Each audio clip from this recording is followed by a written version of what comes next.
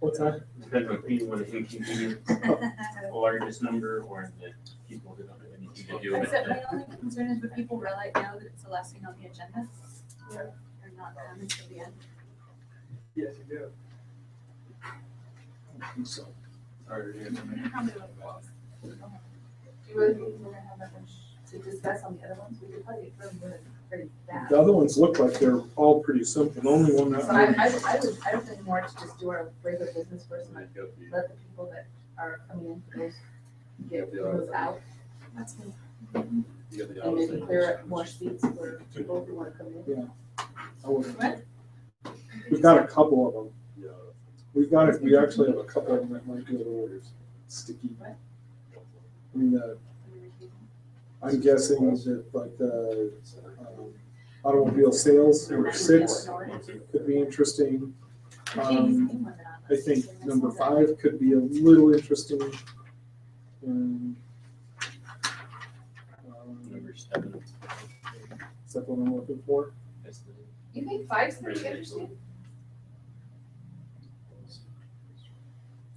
probably not me. There's an adjustment. I don't know. That's the one, number 4. No, I was saying number five. Number 4. Your number 6 will be the one that I.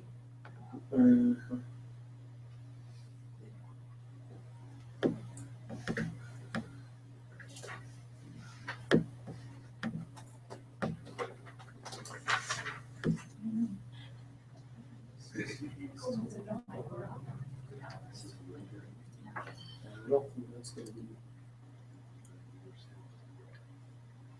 It's already there. They just are changing the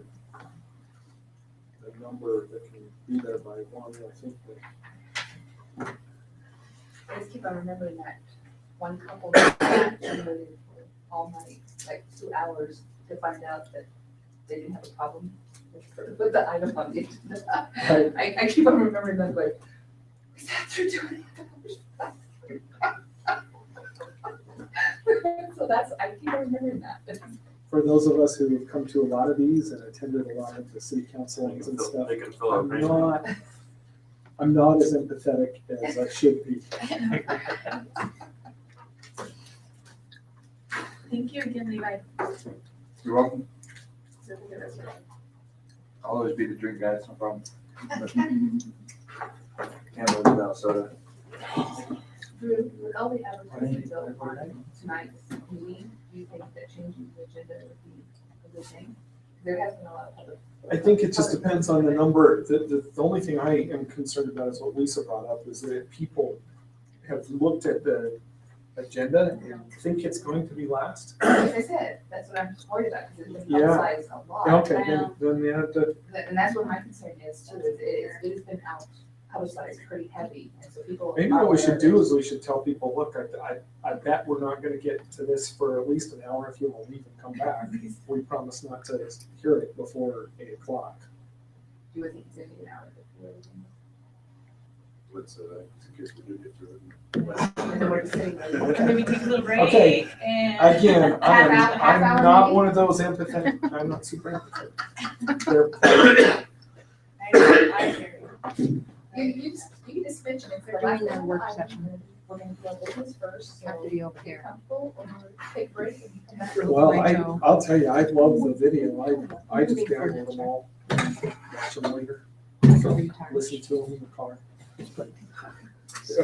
Last piece of furniture. I was sitting there. That's my room. No, this last meeting was interesting. It's a dumb because- thing, you know. I mean, that's why I wanted It to was hear it, a- is because it was like, Lamp on top because of those teeth. here's something that's coming from the planning commission that is not what the city council wants. I wanted to see how they're gonna handle that. Somehow. So I it don't know. was how to interesting. know. And then I had a lamp hit it too. Oh, I have myself out. So it's nice to have one all the time. So I'm like,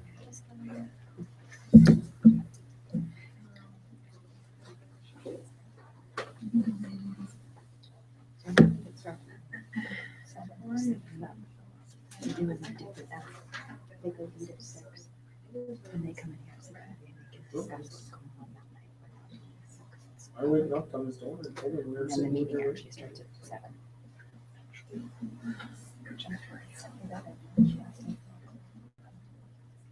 Yes, could you?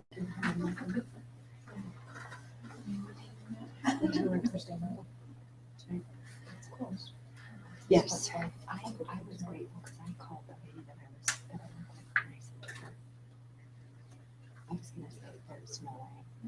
I can come today because I can't move really. And then I was thinking I was going to call and went, wait a minute, it's closed for me.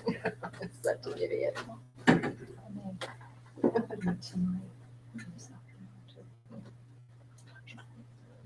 I'm sorry.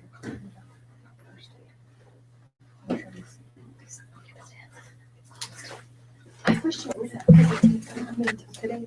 Sorry, I broke my toe. What? I have to sit over here because I broke my toe.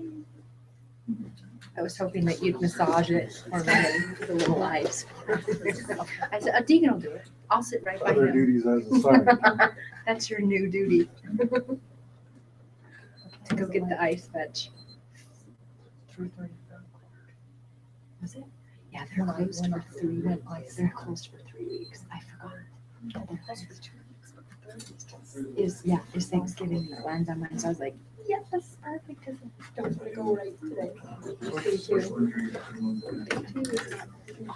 So I called it.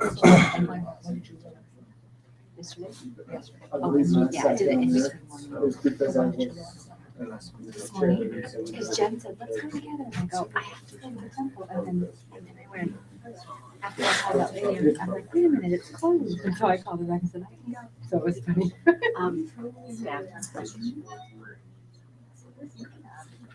This is the 8-month one.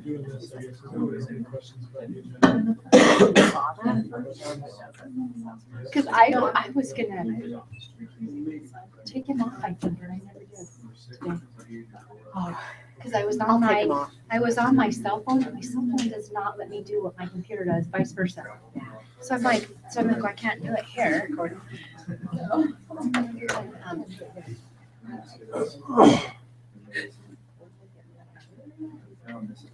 So how far can you get on Temple So I Run? texted him, like, put away. I did that. What's that? It's like, How far can you get on Temple Run? Oh, I haven't done it for a long time. no. Yeah, I just played a little bit there when my kids told me about it. Yeah, I haven't played. I tried to put my finger in there. It's too nerve wracking. Yeah, basically spoke to a lot. I realized, it's the same game every time. Really. I don't have the brain for that. It's just a matter of elimination. It's elimination and deduction, I know, but it's just, I don't have patience to. sit there and figure it out. Yeah, that's true. Wants to be. So you get, there might be a third and fourth, depending on the people. So this just sits there and mark it off as a. Just make my So, Agreed to find out. I don't know how much that would. No, they're trying to get citizens to Dover. We got a lot of people. I think That's a $10,000. I know, that's what I said. $50,000. so. This was $158 thing. We go for the bargain. I don't like C-SPAN. My daughter's listening. Yeah, if I'm not here, I get text with grief. This chair is too sharp. Did you break your chair? No, I think so. somebody gave me the rubber chair. You stick it in the back and the mic sit on it. Do you want to sit it with this one? I'll sit there.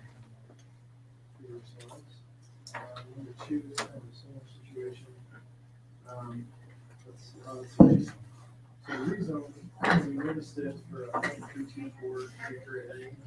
And then we had some standards in there about 5. So basically, what we noticed when we left the site, the property is now not the same. And so you could approve the rezone if you want to. which will be rezoning the entire parcel. So, I recommend that we continue with that. New construction actually has rezone. Okay. So, Is it, if we went ahead with it, is it, we stop in with that? So it just won't match? So,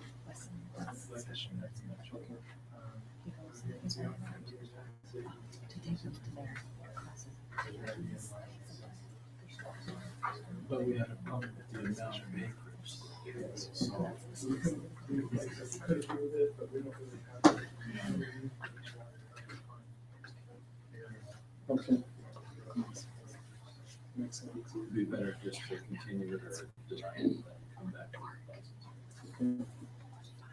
So, number 3 is that center subdivision. That's pretty straightforward. Talk about subdivision stuff. Take care of all that.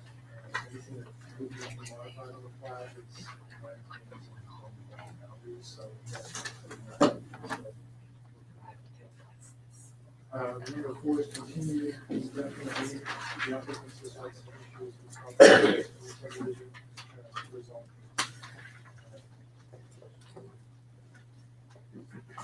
And number 5, so this is Navy Express, West Haven gas station. We wanted to go on the Walmart. So, fairly sensitive applicants,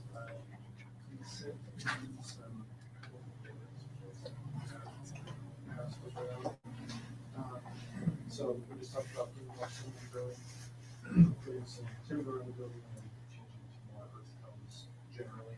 So,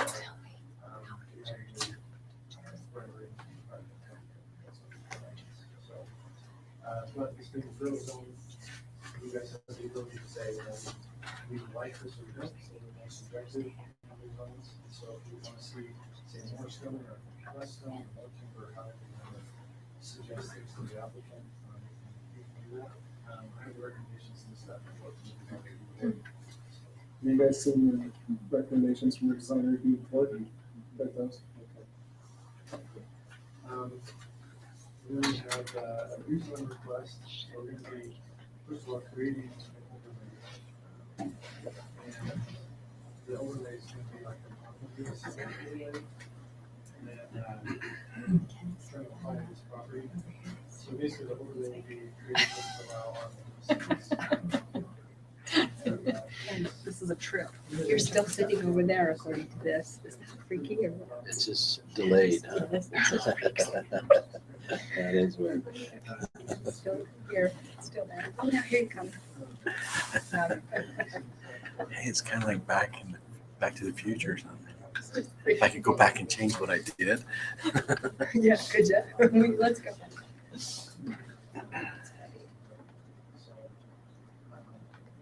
So they've already been recommended things that they should be doing there.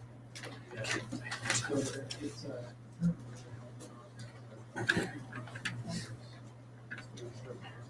No, I just screwed this up.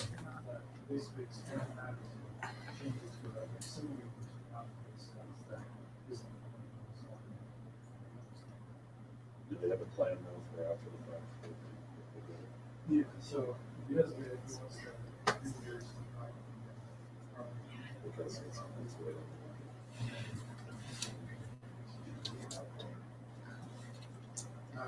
So number 7, this was never stated on back in the history of the movement is 28. And it's a sustainability center in the state laws at 16. Fix the condition of use permit, so it's almost like it's a little bit. But it's super. This is just a pre-meeting. Questions on it.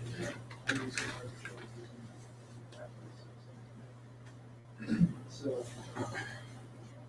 We have no record of why it was limited to 8. It doesn't say anything in your code about it one way or another.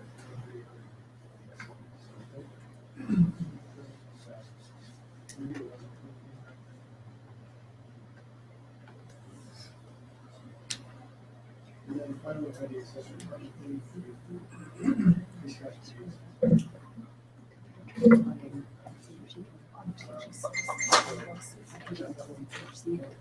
Discussion about careers. So, I guess,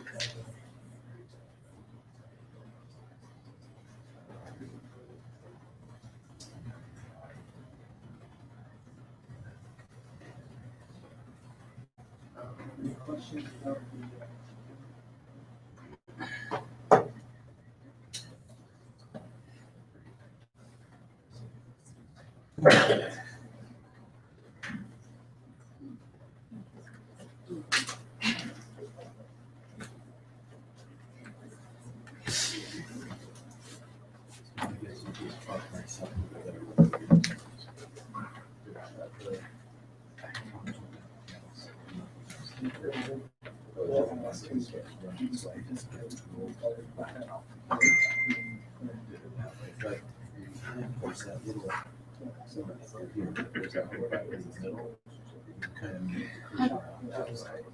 Yeah, it's not as easy as down on the pad, but I can do it that way, so.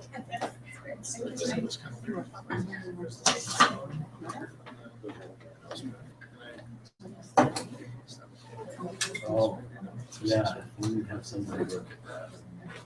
Rather than scowling in the face.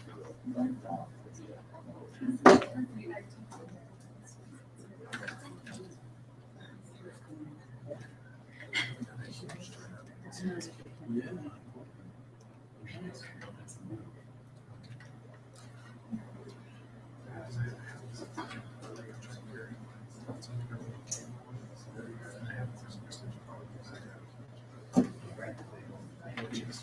Oh,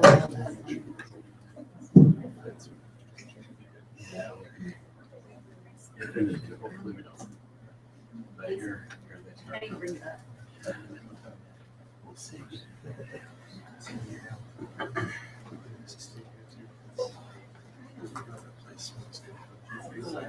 Probably cold.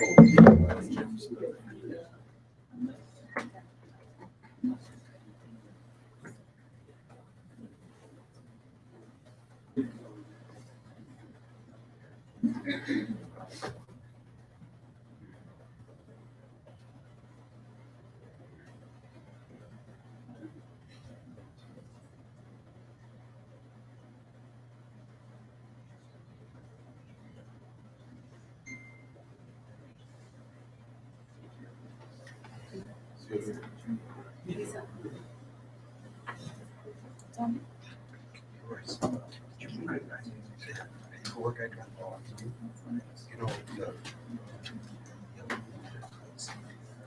did you have that stuff? I couldn't find it.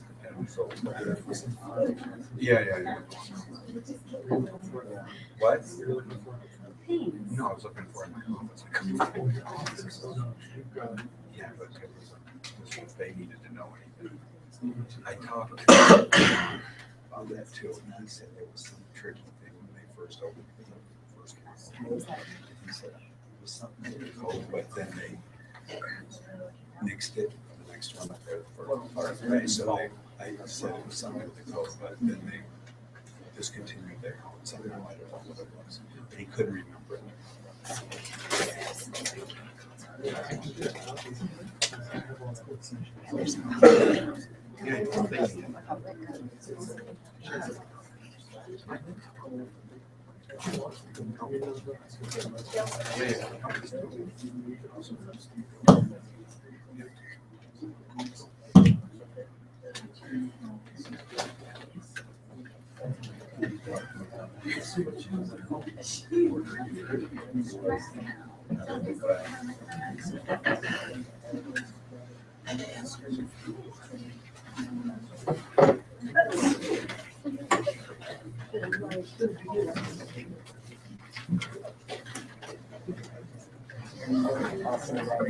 The only concern we have there is that if you move when you put the accessory apartments, it's on the notice, so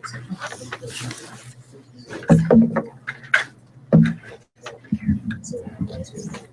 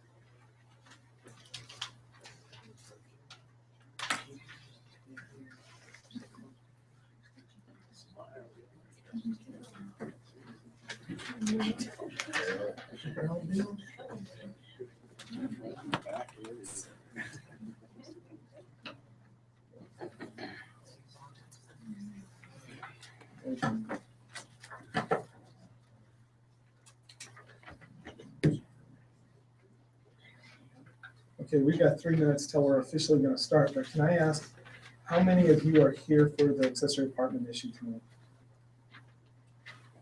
Okay, we still have open seats, so we're thinking that we might have to leave, but I don't think we will. Yeah, and we'll let them know, yeah. That is last up on the agenda tonight, say no, and we've got a pretty full schedule, so I apologize, but that's the way it was noticed.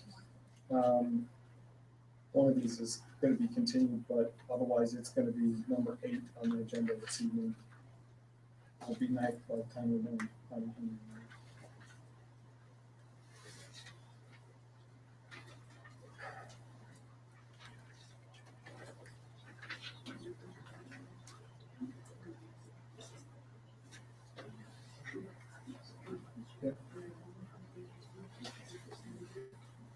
Yeah, I figured we would when we actually will start, but sure. Number 4 is being continued indefinitely, so if you're here for that one, probably go home. Where did you guys get the agenda? It's up in the water outside.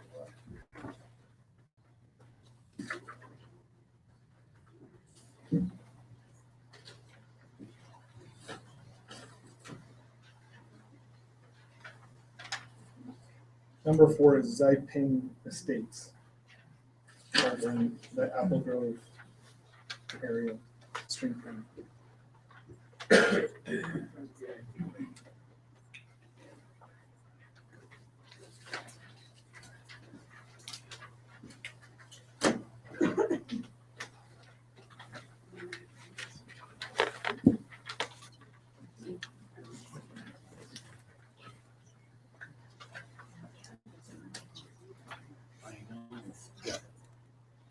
My front, my back, my breathing, and everything.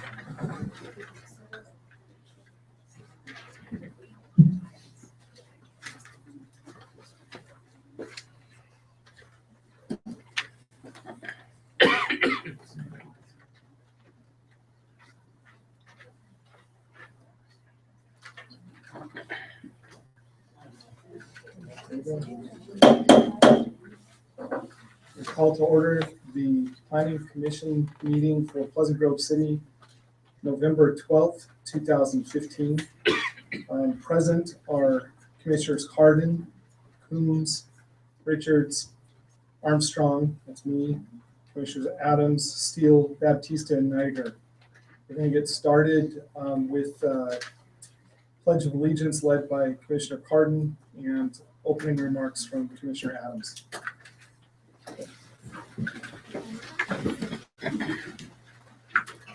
I pledge Allegiance to the flag of the United States of America and to the republic for which it stands, one nation under God, indivisible, with liberty and justice for all.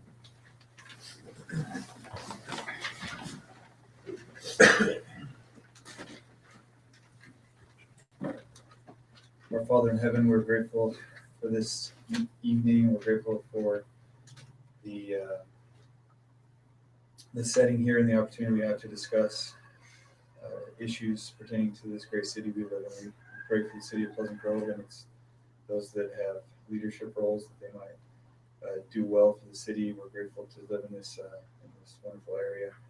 Pray that this meeting might go well, that we can be civil, cordial, and resolve the issues that are on the agenda. Pray for these things in the name of Jesus Christ. Amen.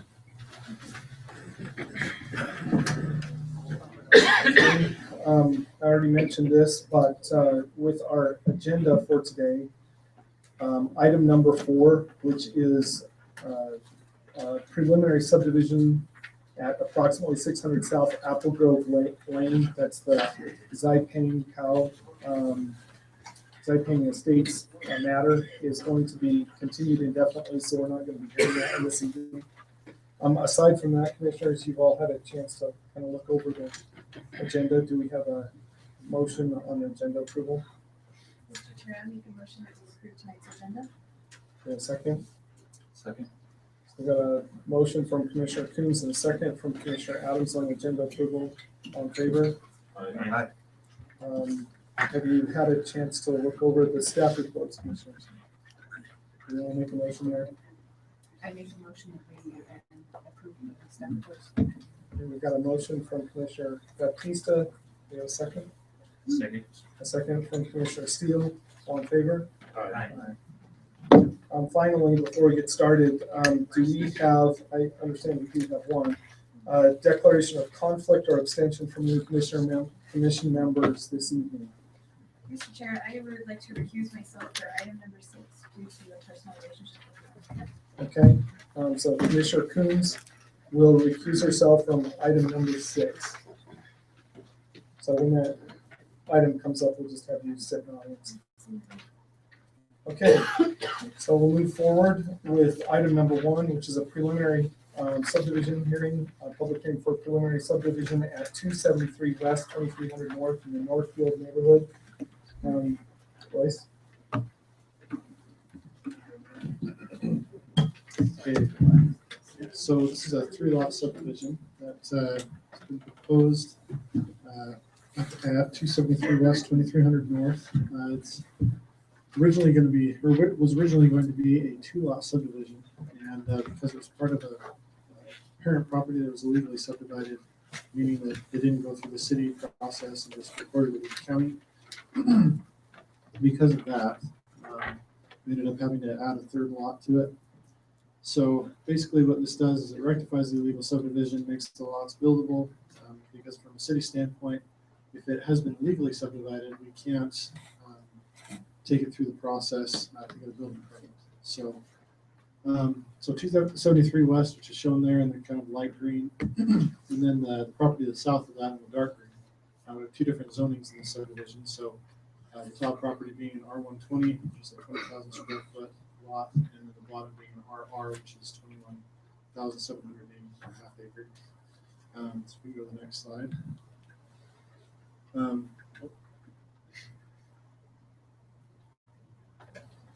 So I guess maybe there we go. So there's an existing home on lot 2 there, or lot 1. It's to remain. The other properties we're still figuring out about the existing structures there on the lot 3.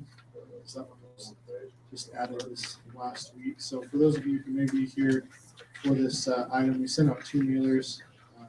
Sent out one mailer that said it was going to be a 2-lot subdivision, and discovered that same day that it was actually going to be a 3-lot subdivision. So we sent out another mailer. So apologize for the confusion there. So all the lots meet the minimum lot size. They'll exceed the either 20,000 square foot or 21,780 square foot requirement. The building to remain there on lot 1 does meet the setbacks requirements. This is lot 1, Royce? Right, yeah. Kind of looks like it's in. I'm like pointing with my fingers. I have it. So, as I said, we're not sure what the issue is with these existing structures. This one right here will probably have to be removed because it is in the front yard setback. And then these other 2, it depends on how old they are really. If they're predating the subdivision, then we should be okay. If they're not, then we're going to have those removed as well because there's no primary building on that property. So I have talked to the property owner here on lot 3, and he's going to work with us on those issues. So, but generally, it meets the requirements of the code, and staff recommends approval based on that. Okay, commissioners, do you have any questions for Royce on this one? No? Okay, thank you, Royce. We'll open it up to for public remarks or comments. Is there anyone? Actually, we'll open up for the applicant. Is the applicant present? You want to come and stand at the podium, and we need your name and your address, your current address, and then just tell us whatever you need to tell us if there's anything. Give you a little bit of time. My name is Enrique Escobedo. I live in 424 East, 760 North, Linden, Utah. We bought this property 10, 11 years ago, and we just find out from the city that was illegally subdivided from the previous owner. Okay. So I spent a few $1,000 to hire a surveyor and engineer so I can subdivide my property, which is the front, the 2 lots, 1 and 2. Okay. Number 2 belongs to Prescott. I just want to subdivide mine so I can build a house or do something else in that property. Okay. And they require me to put the sewer on the old house, which is what we're doing right now. You've owned this one for 11 years, huh? But it's kind of weird because we've been paying our property tax. And then we just find out it's been from the city, it's been illegal to subdivide. Because the county has a different record than the city. Yeah, we follow up with the title company, the one to do the paperwork back then. They say they're not in business anymore. Oops. Okay, So I kind of let it start and spend $2,000 to make this deal, which is we're ready for it to the city. We go to the city and try to make things right. Okay. But we've got to find out what the whole. okay, just want to fix it. Okay, thank you. We may ask you to come back up. Well, commissioners, do you have any other questions for the applicant? Okay, we may ask you to step back up if we have anything else that comes up, but that'll do. Thank you. Now we'll open it up for any public remarks. Is there anyone here from the public to address us on this one? Any here? Stand up here, give us your name and your current address. Dick Prescott, 2131 North 180. 100 big chunk of property south of there. Gotcha. Okay.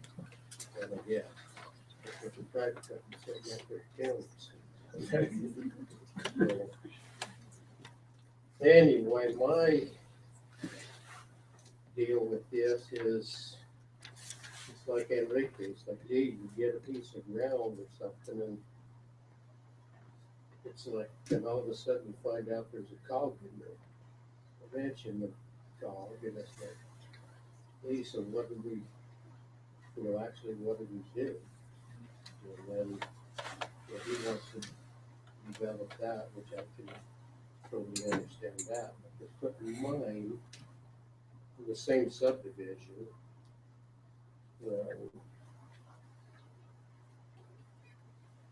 down at the bottom, clear at the bottom on the map on this side is where my house is and stuff. And I've been through this stuff before. It's like that place was built, I think, 41 years ago, and it was county. And then some of the stuff was specific. Well, this shouldn't have ever been built here. I still got the same original plans, and it was county. So what I'm saying, people, is like I don't have, but I don't want to. I mean, that's my totally retirement.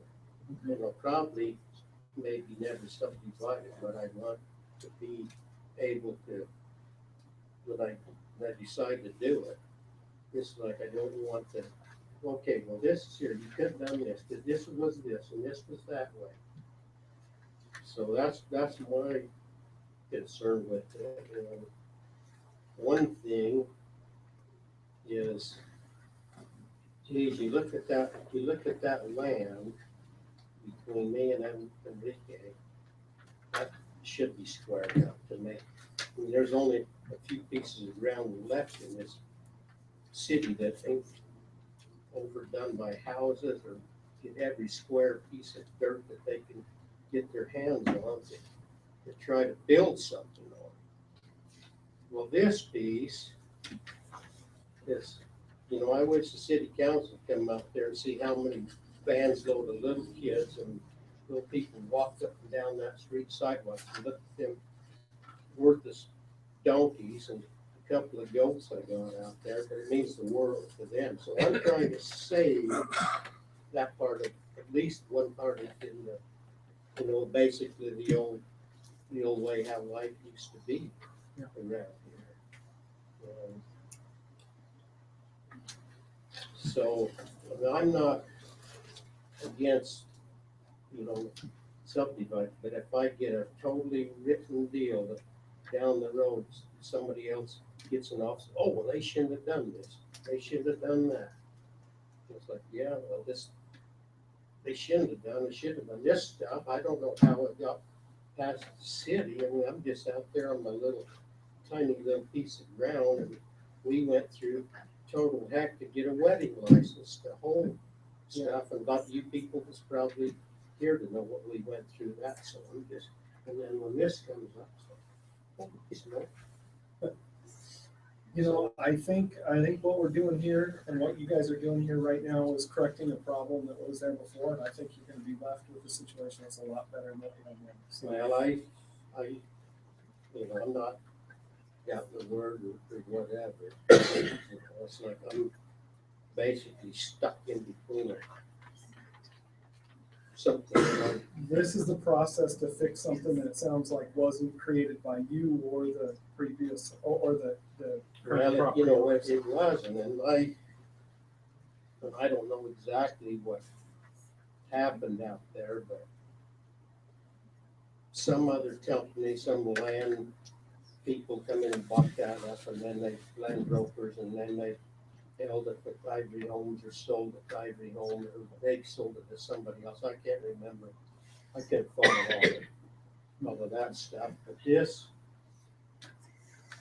Gelly Riser and stuff, when they would had enough of this community, whatever, but I told them before, I said, if you ever sell out, I said, I want to buy some of this ground. So this is what, when Ivory came in and drove the lines and stuff, that's where, well, okay, and then, geez, I was in Wyoming and stuff, they drew this up, I was gonna change that line because at one time, I was gonna buy that other piece of ground, but they couldn't sell it or something, I don't know. They had some nephew of theirs from California that was supposed to be some, so you know what happened about California. Yeah. Are you good with it? If we do this and it corrects it, are you, sounds like you're okay with it, you just want it fixed? Well, I want to swear that down. Okay, that's a different process. And I think you could do that, but, you know, that's gonna be you coming in. This isn't gonna stop you from doing that. Well, right. So, I mean, you've got 2.44 acres. I'm sure you could do lots with it. Look at, Well, you're right up at flooding it's as far not as the zone just change that. goes. It's not like I'm trying to be a land grab or whatever, but in reality, I've developed a little bit of ground and everything before in the old days, and it's like, geez, to have that lot come clear down there and it'd be nothing but a wheat pile. That's it. I see that. I mean, what we're here for today Sure, and I understand. is just to look at what the engineering, you know, what he's had as far as the engineering and surveying has been done. It looks to me Well, I like, haven't done anything yet. yeah, right. And so what we have to do here is just Right, look at and what he's done. and I say, totally understand. so as long as you're, you know, I mean, if you want to do anything else, then that's going to be a different trip. But as long as you're good with this one, then we'll move forward with it. Well, what else can I say? Well, thank you for your time. I know there's, I'm from the old west, I've seen a few hanging trees.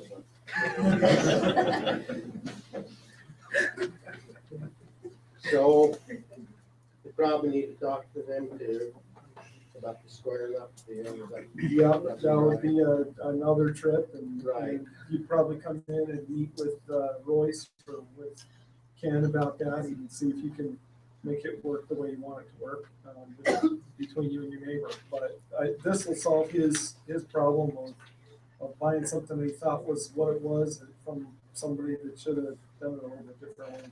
So we're just trying to fix it. I think we're all trying to fix it. Right? We're using the same boat as me, my boat's just a little bit bigger. Yeah. Thank you. Okay. Yeah. Anybody else want to speak to this one? Oh, okay, we'll close the public comment, bring it back up here. Commissioners, how do you feel about this? Some concerns or? Okay. Does anybody want to make a Mr. Chair, motion? I move the planning commission approve the request of Enrique and Alida Escobedo for a 3-lot preliminary subdivision plat called Malias Estates Plat A on property at approximately 273 West, 2300 North in the R120 single family residential zone and RR rural residential zone, and adopting the exhibits, conditions, and findings of this staff report and is modified by the conditions below. All final planning, engineering, and fire department requirements are met. Okay, we've got a motion from Commissioner Coons and a second from Commissioner Richards. All in favor? Aye. So unanimously passes. We'll move on to agenda item number 2, which is a public hearing for a very similar item. Sure. Can we keep going with improvements now because we hired Probably not. This Pretty is the close. preliminary plat approval, you need to get final plat approval at city council. So Pretty close. Almost Yeah, there. but we're pretty close. But there would be one person who would take it. You'll contact me or Royce, and we can get you a local copy to get ready for the 14th. Thank you. Okay, so now we're on item number 2, which is a rezone at 1419 North and 100 East in the Northfield subdivision. This is a public hearing to consider a request by Brent Bullock for a rezone of approximately 0.324 acres from RR rural residential to R112, which is single-family residential with 12,000 square foot lots on property located at approximately 1419 North, 100 East in the RR rural residential zone. Yes. Yeah, next slide. So basically this request is to rezone the lot 2, the proposed subdivision we're talking about in a minute. So lot 2, as it has been most recently submitted, includes all this striped area to be zoned to R112. So it's currently RR. And so since the property to the north, the property to the south, to the west a little bit is RR. That's kind of the first planning issue that we have with it, is that we would create an island of R112 on just one property. So we either want to connect it to other R112 or we want to rezone more than just the one property to R112. So it was unclear to me as to why this needed to be rezoned. It's exceeding the minimum lot size for half an acre, which is the RR, that it's currently in. So there's not a need from the lot size standpoint to rezone it. And so the second major thing is that when I noticed it 2 weeks ago, my understanding was that we're going to be rezoning 0.324 acres.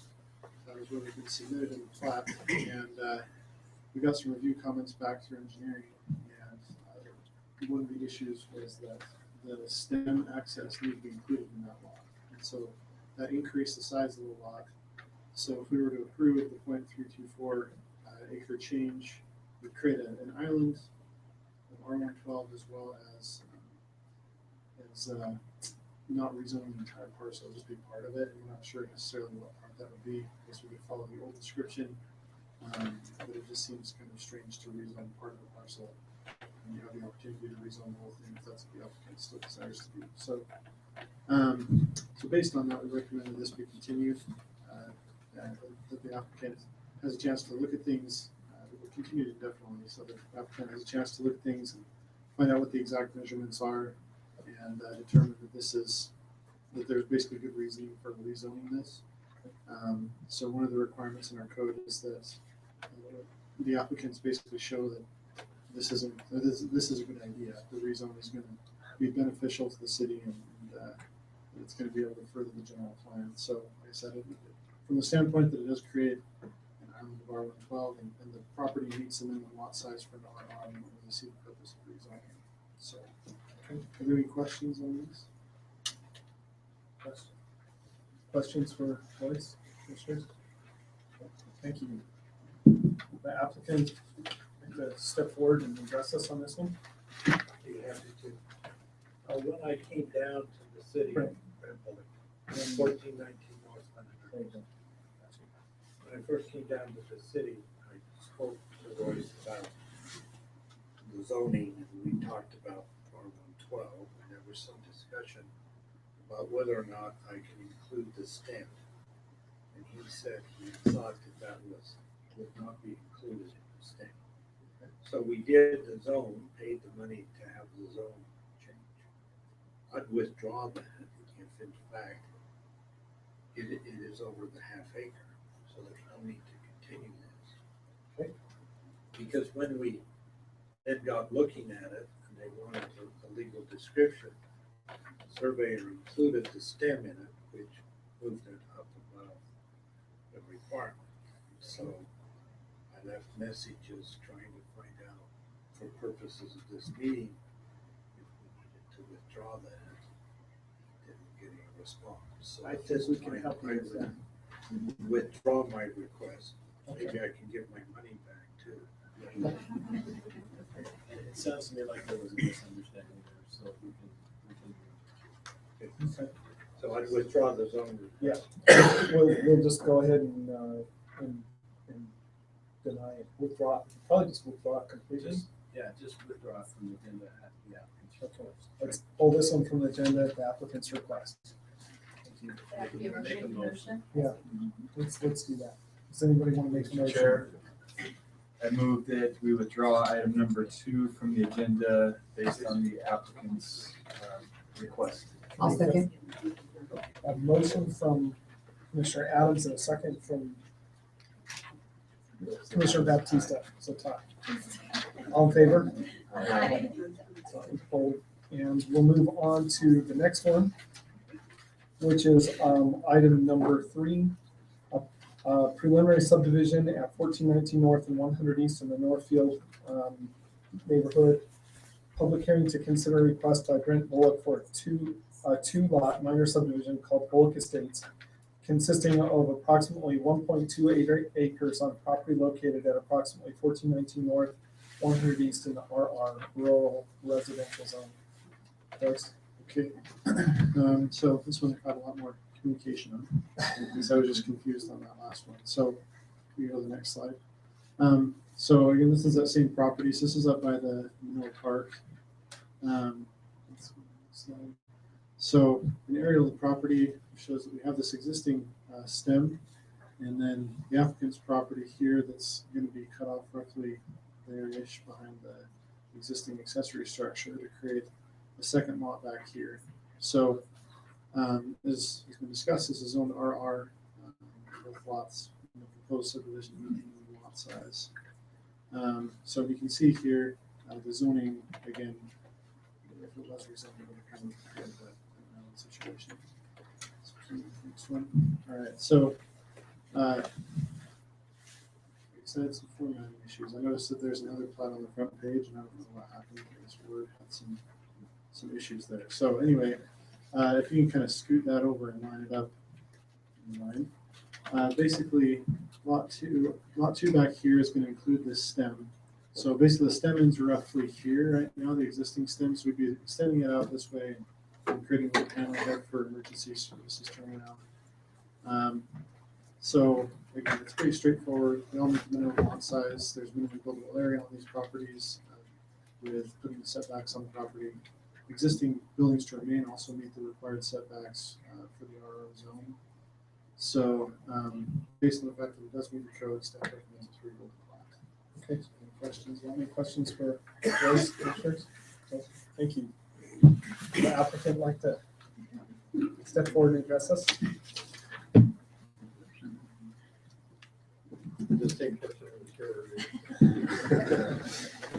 of no, I just, this is a lot that I'm creating.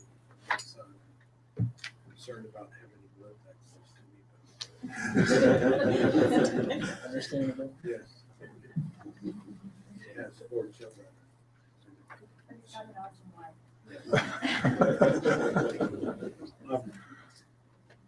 I've met and I appreciate our city engineer assistance given me on this.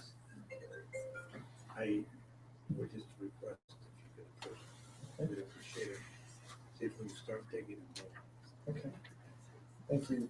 We'll open this up to public. Is anybody from the public here to address us on this matter?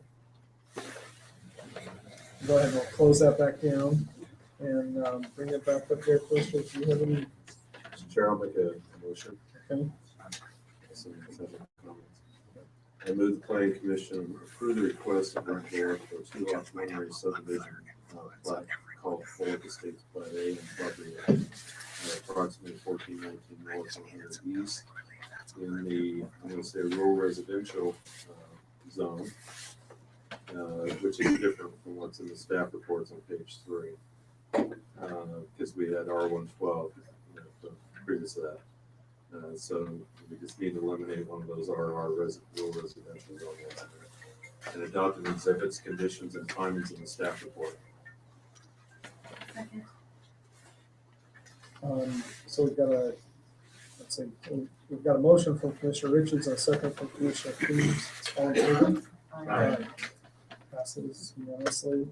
This item will go forward as a final plat to the city council on the 1st of December. Thank you. Okay, we'll move on to item number 5, which is a public hearing for site plan at 1679 West State Street in the Sam White Lane subdivision. Public hearing to consider a request by Edward Allen for a site plan approval for a 12,000 square foot convenience store with an 8-pump fuel station operated 24 hours per day, 7 days per week, selling beer, tobacco on the also selling beer and tobacco on the property located at approximately 1679 West State Street in the Grove Commercial Sales Subdistrict. Royce?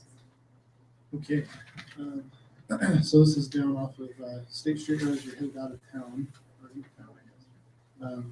So in front of the new Walmart neighborhood market. So here's the site currently. So you can see there's a street here going into Walmart. It's a Walmart parking lot, and then there's an existing sign for Walmart here, and then the rest of the parcel's empty. So this is zoned the Grove Commercial Sales, which permits this type of use. So it's going to be a gas station convenience store, as I mentioned. So here's a rendering of what was submitted to us after our discussion with the design review board. So to point out just kind of the major changes. First of all, this is going to be a brown here, where originally it was it was a bright red.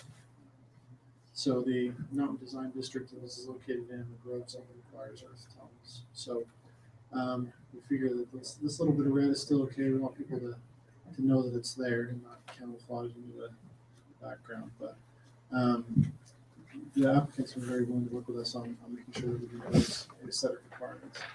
So also timbers have been included here. These were originally just brick columns. So this is going to be timber with stone on the bottom of these columns. Stone has also been added to the bottom of the building with a brick in the middle, and then the metal sheeting here. So metal sheeting is one of the things that's required by the code. It was also part of the original design for the building, so it works out. The design review board also requested that this, I believe it's a mansard roof, as they call it, it's maintained here on top. So the mansard roof is going to match roughly the coloration of the cedar on the bottom. There's going to be a stain on that cedar wood to match. Let's see, let's go to the next one. So there's a lot of information here. I just kind of point out the major things. So we have a landscape buffer here that goes around the building, around the site, and another one here. So the parking will be here, and because of the size of the building, that's all the parking they need. We have a pedestrian access to the building and then a pedestrian access out here to this sidewalk, which then connects to the main pedestrian right of way. So over here on this side, you'll notice that the landscape buffer is not 25 feet the entire way. So the issue with that is that there's a truck turnaround radius requirement here for to be able to fill up the oil here or the gas. Trucks have to be able to come in and then pull around. And having the landscape buffer here put it too close to the building, making it not possible to get the trucks in. And aside from shrinking the building down or moving the building around, we don't really see that as a super beneficial thing versus averaging this landscaping buffer out. So the code requires that they can have up to a 5-foot difference there, and so it meets that. But then he also, the applicants also included this area here to increase the landscape buffer area so that we have an average total area of 25 feet. So if we could go to the next slide. So this is the landscape plan. So as you can see, we have some trees up front here and around, kind of screen the sites, generally create more of an attractive appeal. There's berms that we placed out here, 3 feet high. We have some more trees here where the parking in the back of the building border the Walmart parking lot.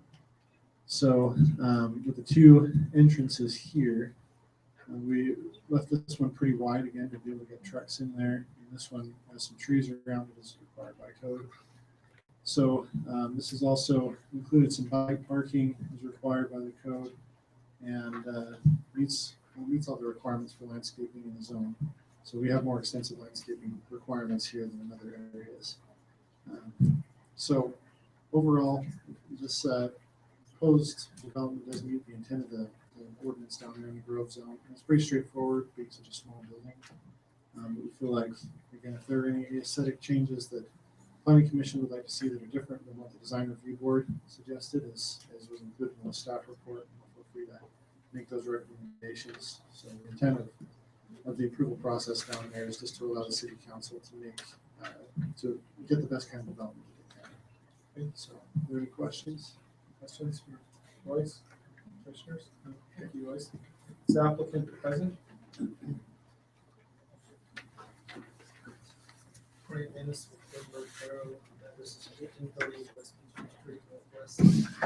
I don't know if she's going to catch any of that stuff. Grant Dennis with Woodward Farrow. Address is 1430 West Peachtree Street Northwest. That's Atlanta, Georgia. We're asking for site plan approval. And here to answer any questions for us. Okay. Do you have any questions for me? Any questions for the applicant? No, I don't think we have any.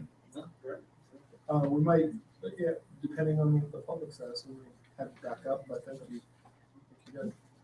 We'll close that and open it back up to open it to the public. Is there anyone from the public that's here to make any comments on this item? We'll close our public comment portion and bring it back up here, commissioners. How do you guys feel about this? It'll be pretty gas station. You said there was a berm in front, that's on State Street, is that right? Yeah, it's gonna wrap around the entire, you kind of see contour lines there, it'll wrap around the side on the corner. So 3-foot high berm. Is there any requirement as far as the size of trees? Yeah, so they need to be at least a 2-inch caliper standard, and then when they're around entrances, they need to be 3-inch caliper. So, evergreens need to be 7 feet high. They meet all those requirements. Any other questions? No? Is somebody prepared to make a motion on this one? I'll make the motion, Mr. Chair. Mr. Steele? I move the Planning Commission recommend that the City Council approve the request of Edward Allen for a 0.97 acre development called Murphy Express in the Grove Zone Commercial Sales Subdistrict, adopting the exhibits, conditions, and findings of the staff report as modified by the conditions below, that all planning, engineering, and fire department requirements are met. We've got a motion for Commissioner Steele, a second from Commissioner Baptista. All in favor? Aye. Aye. Thank you. This item is scheduled to be in front of the City Council next Tuesday.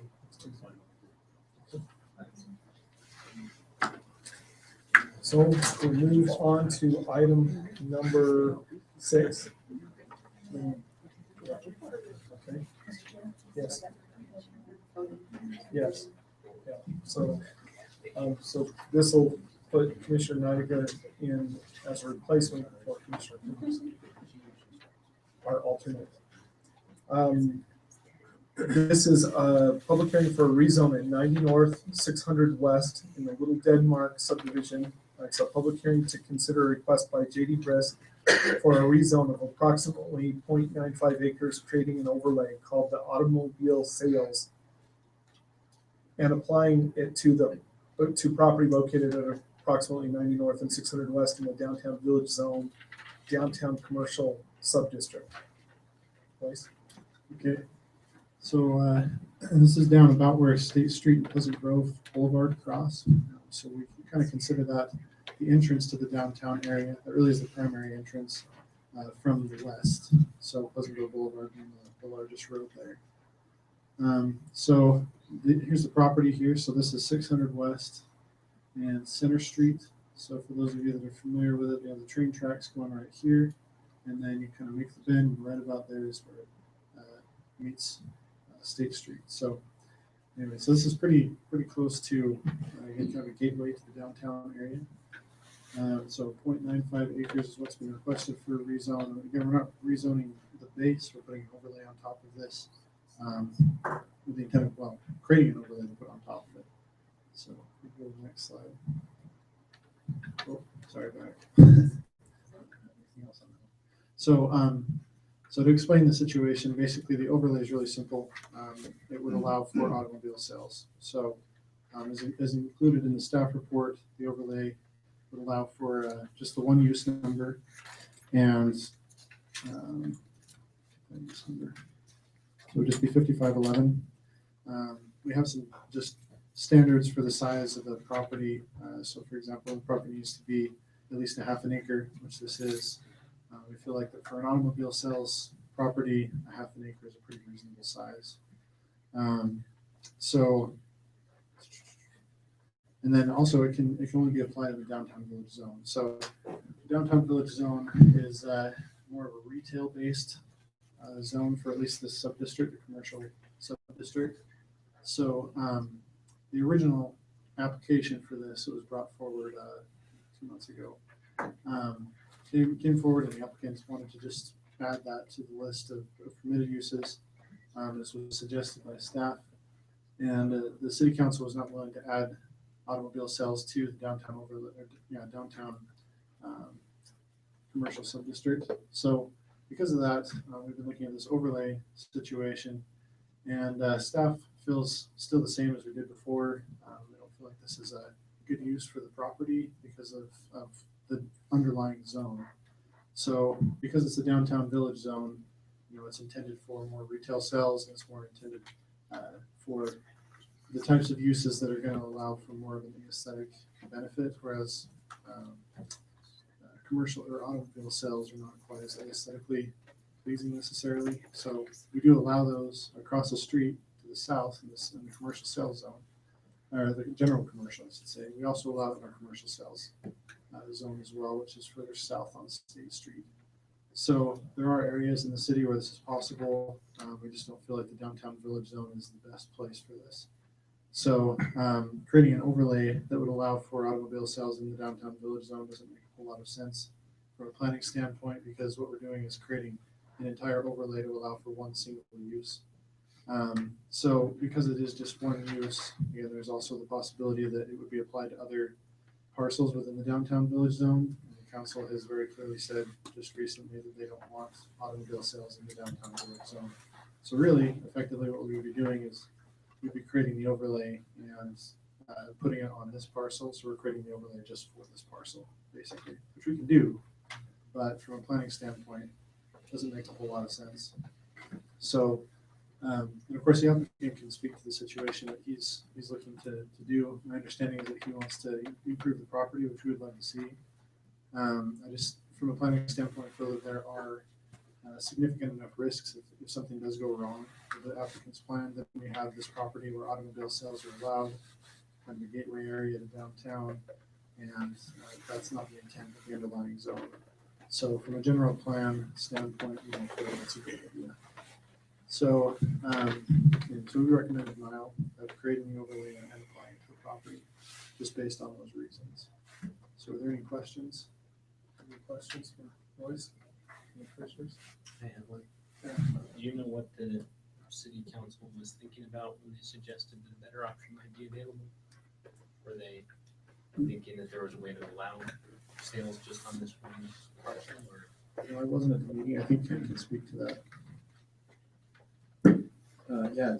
From my understanding of the discussion that happened with city council is that they felt that the approach of adding the use to the zone was not the good approach, and that perhaps there was a better way that the applicant could come forward, and overlay was the one option that was suggested, that the applicant could work with staff and come forward with that. Part of the discussion was leaning towards the improvement of the property. And what we have learned in working with the applicant since the city council meeting is that the applicant is not willing or able at this time to make any improvements to the property until such time he is able to purchase it from the current owner. He would like to be able to add used auto car sales to the existing property and pretty much leave it the way it is, maybe cleaning up a little bit. He may possibly remove the fencing, do a couple other minor improvements to the land, but that until he was able to actually purchase the property, he would not be making any major improvements to meet a site plan approval with all the landscaping and everything that is otherwise required. So I think we're not meeting that objective initially, and there's really no guarantee that at any point in the future that will actually occur. And so I think we need to kind of remove the idea of the property being improved as a reason for approving this, and just look at it overall. Does it meet the criteria for the downtown village zone? And is it something that we ultimately want to see forever and always on that corner? Any questions? At the point where, I mean, if he ended up owning this, would we have a huge problem with adjusting the zone? I mean, it isn't right across the street, an approved sales or automobile sales or approved use? It's an existing non-conforming use. Okay. So I think the vision for both of those corners is that they would be a higher end commercial area gateway into downtown. And so even though there are existing uses there that don't meet that, there is another vision for how those properties can develop. That's good. Any other questions for staff? Thank you, Royce. Is the applicant here? You want to step up and...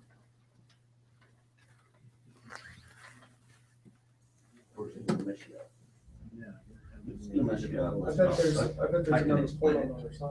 Yeah, I'm having difficulty with not having a remote here. So. We'll see what we can do.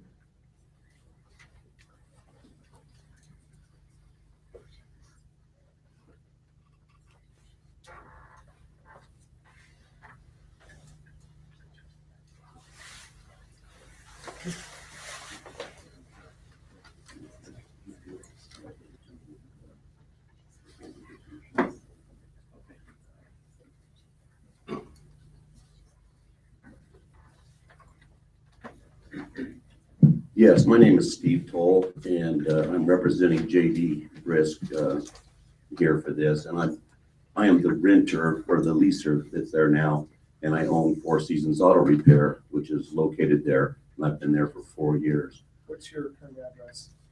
My home address is 652 North, 550 East in American Fork.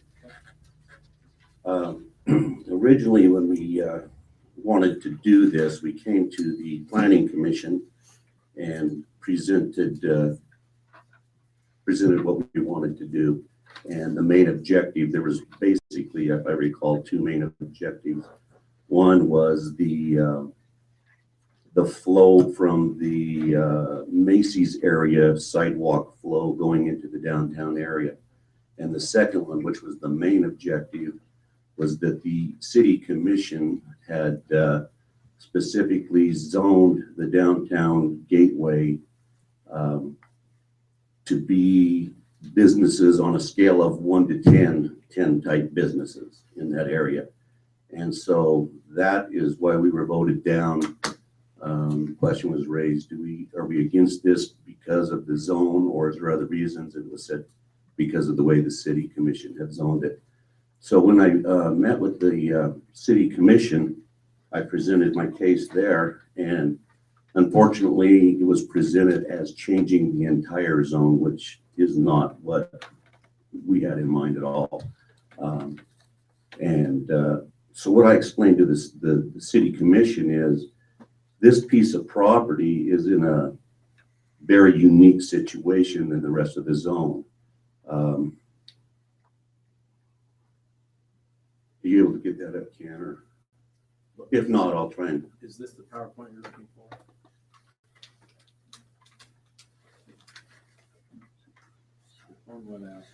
Oh. Yes, that's it.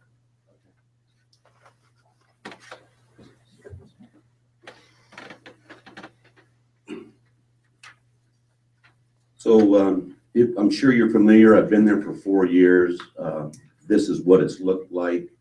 Sometimes worse, sometimes better. But this is what it's looked like for the last 4 years. And before then, it was probably somewhat worse than what that is right there. Can you go to the next slide, Ken?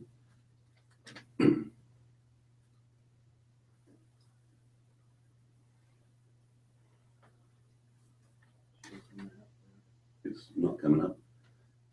Well, you can leave it there. The unique portion is that, as you can see on the right, that's Center Street, and there in front of me is 600 West. So I am in the southwest corner of that zone. If you look right here, the freight line tracks run the entire length of my 180 feet fence line that runs along Pleasant Grove Boulevard.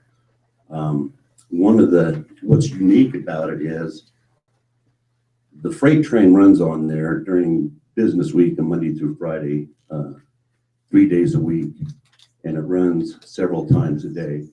And because of the crossings of the railroad across Center Street, which is the largest crossing in Pleasant Grove, and across 600 West, the freight train actually blows his horn long enough to clear both intersections the entire way through my property there.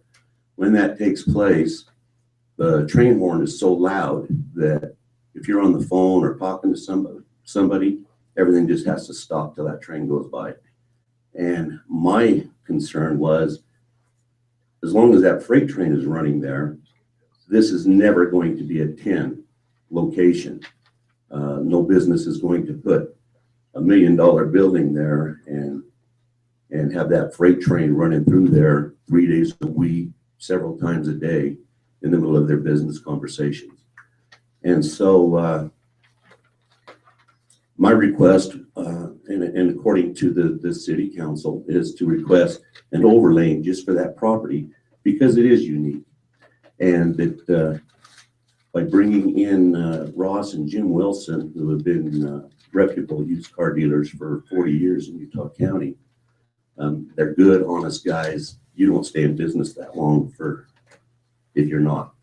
And so what we wanted to do is to come in here and try the used cars and see if we can really make an improvement in the business there. And we have gotten rid of the renters that were in there with me, which cleared a lot of the junk out of there, and went in and we've gotten the weeds all down. And as a time crunch and good faith, we've repainted the building. We've done a lot, and that's just in the last week of cleaning this up. And what our intentions are is if we're allowed to operate there, and it is successful as a used car lot and repair shop, we want to purchase the property from JD. And once we do that, a lot of this stuff that he's storing along this fence, all of his stuff over there would be gone. And at that point, we can go in there, do the improvements. We can put the asphalt in, the curb and gutter, the sidewalk, make it look as good as we can. And like Ken said in the last meeting, car lot would never be a 10, but it's going to take a very unique business to move into that location with that railroad to have a 10 in there. And so what we would like to do is make it a 7 or an 8, as best we can, and improve that. I believe that with the new zone change, which JD wasn't even aware of, was quite upset when he found out that the zone had been changed. With the limitations that he has there, I think that he will continue to rent that out and grandfather it in as repair shop after repair shop after repair shop has been done in the past, until someone is willing to come in, put the money up, and build a 10 next to a freight train. And when I talked to the railroad department, they said, that's gonna stay Freight for many, many years. They have no other way of servicing their customers up and down the tracks. And so my request is that you consider that. And if you allow us to go in there and do that, that allows us to get a little bit of a business history. I do have investors lined up that are willing to come in, put a lot of money into it. Ross and Jim have already started putting money into it. And this could be much, much nicer than what it is now or what it will be for a long time if we're not doing the car sales. So. Commissioners, do you have any questions for applicant? Well, excuse me, 3 years, that's what you want to develop as a track history, is that what you're saying? Yes, we wanted to go in there and run it for 3 years, and possibly sooner. If it's quite successful, then we intend on buying it and doing the improvements before 3 years. And when Ken and I kind of discussed this in his office, we were even, did I lose you there? Sorry. We even talked about the possibility of having that in the contract of, we give you 3 years, and after that 3 years, you have to start doing the improvements, or you lose the car dealership, which I was willing to go along with, because at that point, it's either do it or, get with it or get out at that point. And after talking to the city attorney, they said that they can't do that. It's either got to be yes or no. And so I'm asking that you do yes, that we are going to, it's going to look much nicer immediately. It already has started to look much nicer. For the last 6 months, it's looked much nicer than what you see right there. And in that 3 year period, if the investors are happy with it, we're going to purchase this, we're going to develop it, we'll redo the building, we'll use the earth tones. I've spent some time with Ken, and we understand the vision that the city has for the downtown village. And I think it's a great idea, but I think it'd be a much better idea 200 feet down the road where it's not in a industrial area with a railroad track as compared to where it's at. But I would like to make it as nice as I possibly can and keep the flow from the Macy's area all the way to the downtown area nice, pretty, and uniform, so that you're not coming across the street from Jake's Repair onto a dirt road going up, and then where the new development is right behind me for the senior citizens development, they got the nice sidewalks and whatnot. I would like to whatever it is they come up to my property with from there up to the street, continue on with the same type of flow. Yeah, I have a question, Mr. Chair. You said the train comes by how many times a day? At least twice a day, 3 days a week, sometimes 4. They do a lot of testing with the city, so they'll put police cars all the way around that thing. And on those testing days, that train will cross probably 20 times on those testing days. So, and then, sorry, this kind of side, but just to the north there's a community going in. So there is development. Correct. Yes. And from what I understand from JD, the developer that's putting that in has already commented on how much nicer our places look since I got rid of the other renters. They had, quite frankly, it looked like a junkyard because they had wrecked vehicles they were reconditioning. They had boats that they were renting and snowmobiles and Sea-Doos and all of that. And they just was supposed to be just along the fence line, nice, clean, new equipment. And before I knew it, it looked like a junkyard in there. So I basically had to get them out of there. It was killing my business. And I think this is something that would with the used car sales, it would not only help my business, but it would also make it much more beautiful there. Anything else? Any other questions for the applicant? Thank you. Let's open this up for public remarks. Is there anybody here from the public that's here to address this item? I'll close that and bring it back up here. How do you guys feel about this? Help me wrap my head around this, because we were here just a couple months ago. Yeah. What's different this time? This is The overlays there. So the approach is different. The approach earlier was that let's just add auto sales as a permitted use in the downtown village zone. In the whole zone, and that was the reason we denied it, because it would affect the Right. entire zone. So the city council asked us to approach this differently, so the best way we could come up with is to just create an overlay. Even though staff still does not support that request, that would be a different way of isolating that use just to that particular property. And it doesn't limit it to that owner, No. so it Any means that owner. of that property is still ongoing. You'd have to go through another zone change. To remove it Yeah. as it goes with the land. And can the 3-year suggestion, that's not part of the proposal, correct? That was an idea, but it's not feasible. Suggestion of what he thinks he can do, but nothing that we can tie in.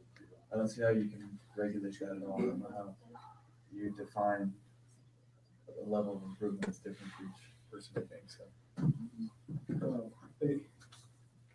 It would have to meet the current requirement for the, the architectural review, that just like the gas station did for its area, by the time he went ahead and did the improvement. But we can't sit there and say, well, you have to get it done within 3 years, so. Right. Well, the thing is, by just Change having his in use a now. use, if he's not going to change the buildings, create new buildings, do other site improvements, then there wouldn't be anything to kick in the requirement for a site plan, which would have all these improvement requirements.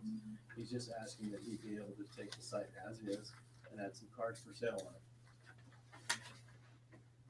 Another thing I forgot to mention in my presentation is that if we allow an overlay that allows for a specific use like this, we set a precedent for creating use-based overlays for anywhere. And so, it's going to be really hard if we allow this, then somebody else comes in with something that's maybe more intensive, that's more impactful, and to say, well, you allowed that, well, what's the difference? And if our basis is, well, it's going to be improved at some point, then. Are they grandfathered in their current zoning, are they grandfathered in to do car sales and things like that? No, not car No. sales. Car repair. The one across the street with the car sales, right? No, it's vehicle repair. There's a parking lot area Store that's stuff being used for behind there. storage of vehicles that are being sold Okay. elsewhere. Okay, gotcha. The zone across Center Street allows car sales. And that's what Gallons is in, because it's in that other zone. Yes, south of state. Anything else? Oh. Maybe I'm talking too much here, but I'm trying to think here. Okay, I know this is what it looks like right now. But what are we worried about here? Is it just the look of it? The look of selling cars on the corner there? I know we talked about this being a gateway, but either way, it's gonna look like that, right? For the moment, for the time being. Yeah. As Ken said, and if the property goes up for sale, or if somebody wants to develop it, then you get the whole curb and gutter. And Sure. So I think you've got the current use is an auto repair place. If you allow some flexibility within the zone, then what we're gonna end up with is we're gonna end up with a profitable piece of property for the owner for a auto repair facility plus a auto sales place for a long, long time, that means maybe there's some improvement, but we might be looking at another 40 years with cars being repaired and sold on that corner. And we know that, I mean, this is, the use is changing. The piece right behind them just has, how many residences are in there? 162 residences went in immediately behind. My guess, and it has some commercial on the front too of that development. My guess is that I'm just guessing based on use that's going to change the way this feels. I mean, you've got office spaces that are right across the street, and I've lived on Center Street. My address is Center Street for my house, and I have seen that train. I've lived there for 13 years, I think now. I've seen the train once. Does staff have a position on training? Do we know? Yeah, I'm not sure how many times it actually goes, but my awareness is more in the Elmer Drew, that if it does come through a couple times a day, 3 times a week, it's got to be on time when people aren't seeing it. There might be a couple times there is an impact on traffic or whatever, but it's very minimal as far as how often during the day and what kind of impact it has in that area. There are a lot of developments in a lot of places that have built right up near railroad tracks, and they can be just as nice as can be. So yeah, I don't see this as having a very strong. Right. You look up in Draper right now, and you've got tracks that goes right. That's tracks. It's a little different. Tracks goes right past everything. You've got front runner that goes right past everything in Lehigh. I mean, and it's ultimately these tracks are being planned for tracks. Right. That's the thing, is that I understand Trax owns the right of way all the way to North County Boulevard on this track right here. My guess is that that's going to be a very valuable piece of land in the next 15 years. So we've actually closed that down. If you've got a quick comment. A quick comment is one of the other things is if Pleasant Grove would like to have a track station there, which is one of the things that they were thinking that maybe there would eventually be a track station there. And if Trax is purchasing if they decide that's where they want to go, and that's where Pleasant Grove wants them to go, they're going to get it for a lot better deal from me as a repair shop and a car lot as compared to a professional building there. If they're going to pay that kind of money, they're going to go somewhere else. And so that's another thing in my favor. And as far as the train goes, I would like to invite you all to come down tomorrow between 10 and 12 and listen to the train. Okay. I got a question for you. Is this the owner of the property, JD? Is that his name? Yes, JD Brisk. Is he here tonight? No, he's not. Okay. So is he looking at? He's looking to eventually sell this property in the near future, correct? Yes, I have a lease agreement to buy. Whether it be you or somebody else? Yes, however, he was upset because of what he thought he could get out of the property. But the downtown zoning would limit what type of buildings could go in there. It would be a big limit. And with that train blasting through there, even if it is only 6 times a week or 10 times a week, there's not a doctor or a dentist that's going to be wanting to be doing a procedure when that train goes off. Because you can be in the very back inside bathroom on the phone and you can't hear. You cannot communicate.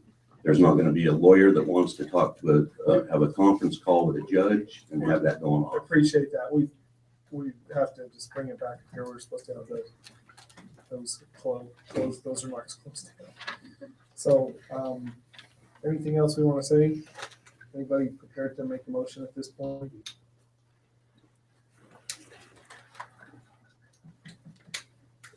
I'll make a motion.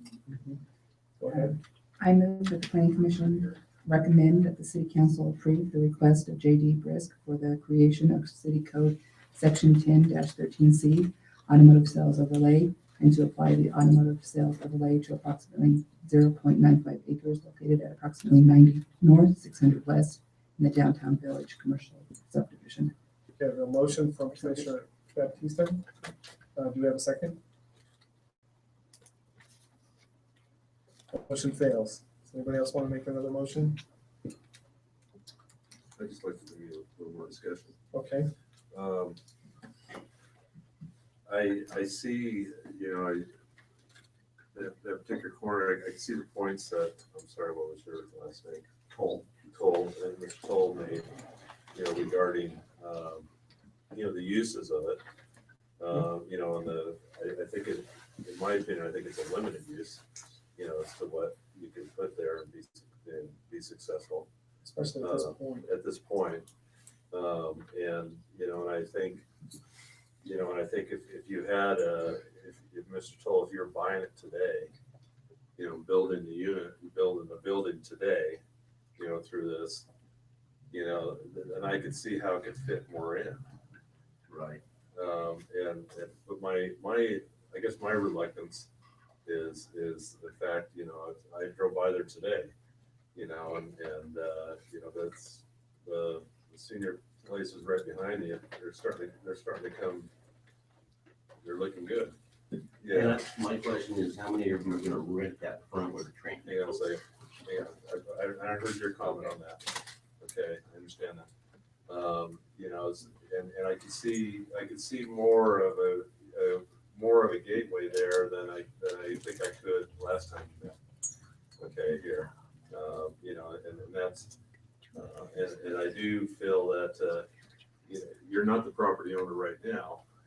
In that sense, I think if you were purchasing the property right now and making the changes, according to the review board, as far as the architectural designs and things like that, I think I would feel differently.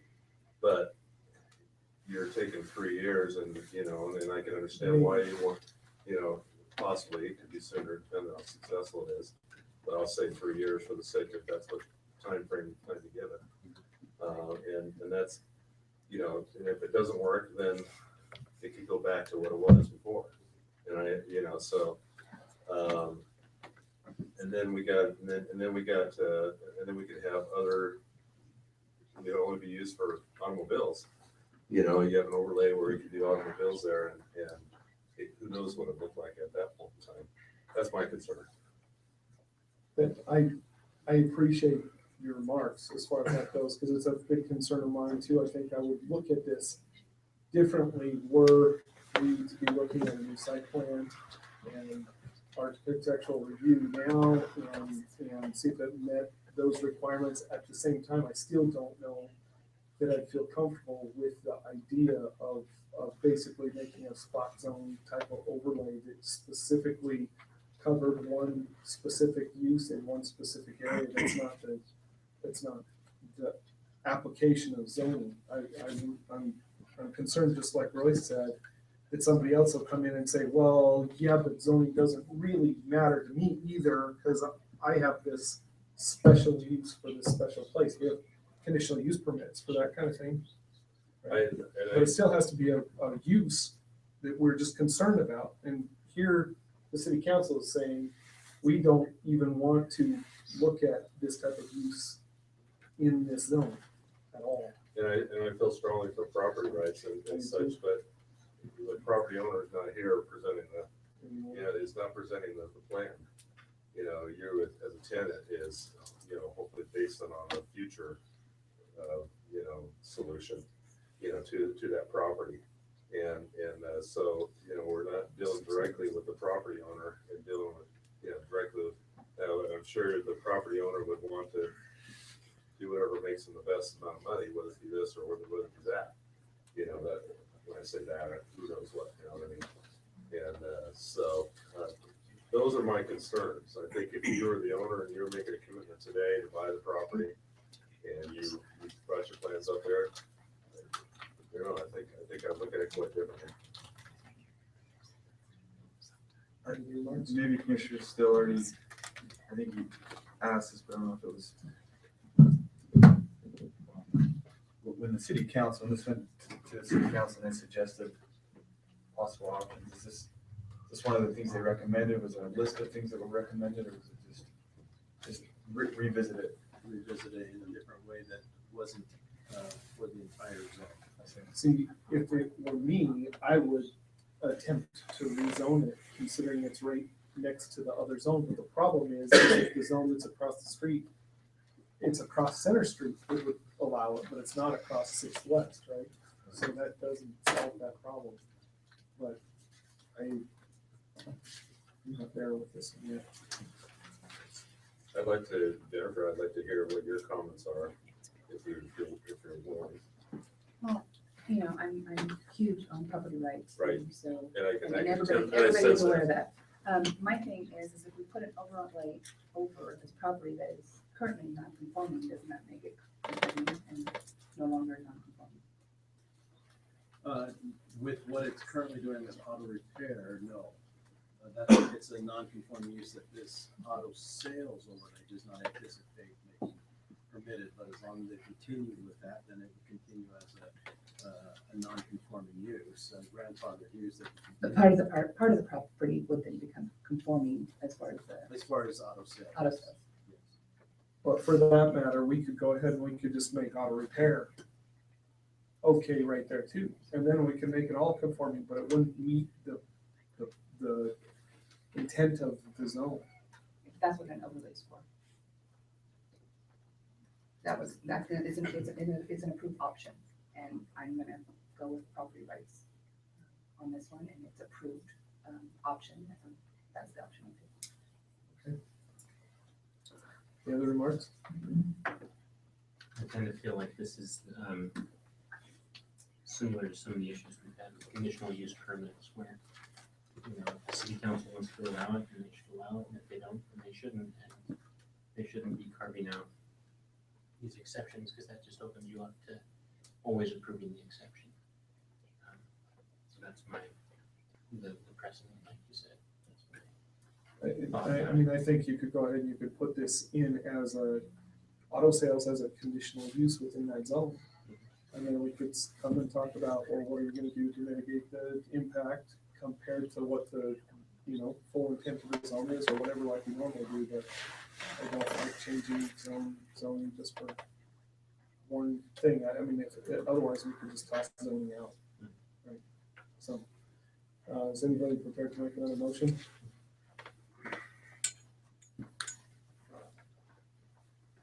Mr. Chair, I'll make a motion. Go ahead. I move the planning commission recommend that the city council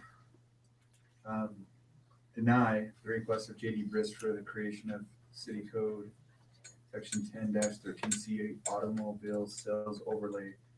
And so well, this is written kind of wrong, right? So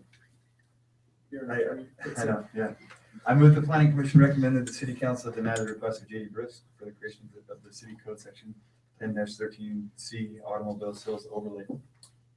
Okay, we got a motion from Commissioner Adams. Do you have a second? Do we want to list findings about that? Yeah, we need The reasons. Yeah, we need to. Okay. We need to get the, we need a second first before we. No, it should be part of the motion, so go ahead and put that in there, because that's gonna be part of what we're voting on. Help me out a little bit, Andrew. Inconsistent with The purpose of the zone, the intent of the zone. say that again, Amy? It does not meet the intent of the underlying downtown village zone. And,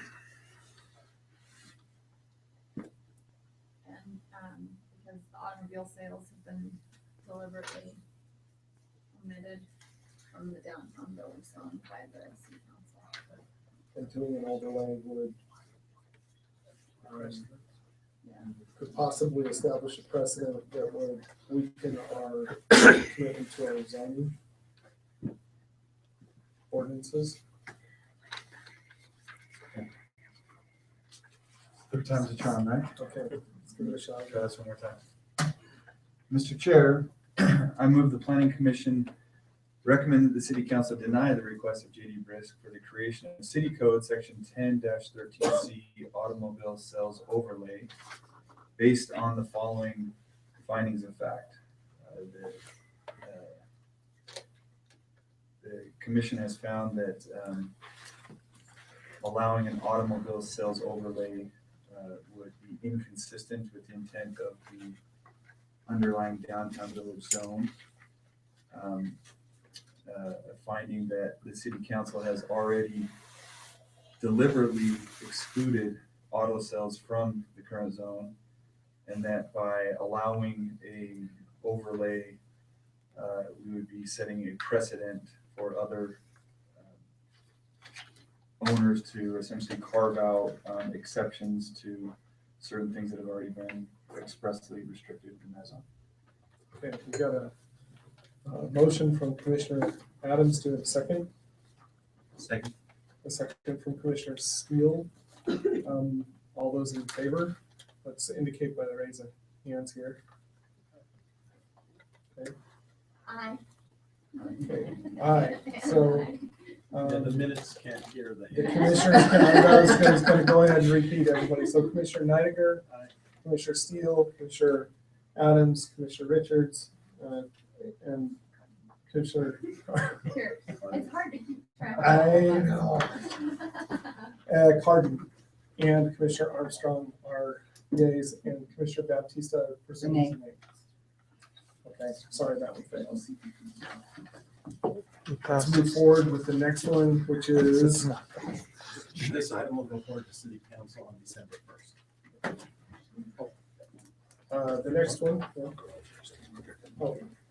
And let the record show that Commissioner Coombs has rejoined the commission.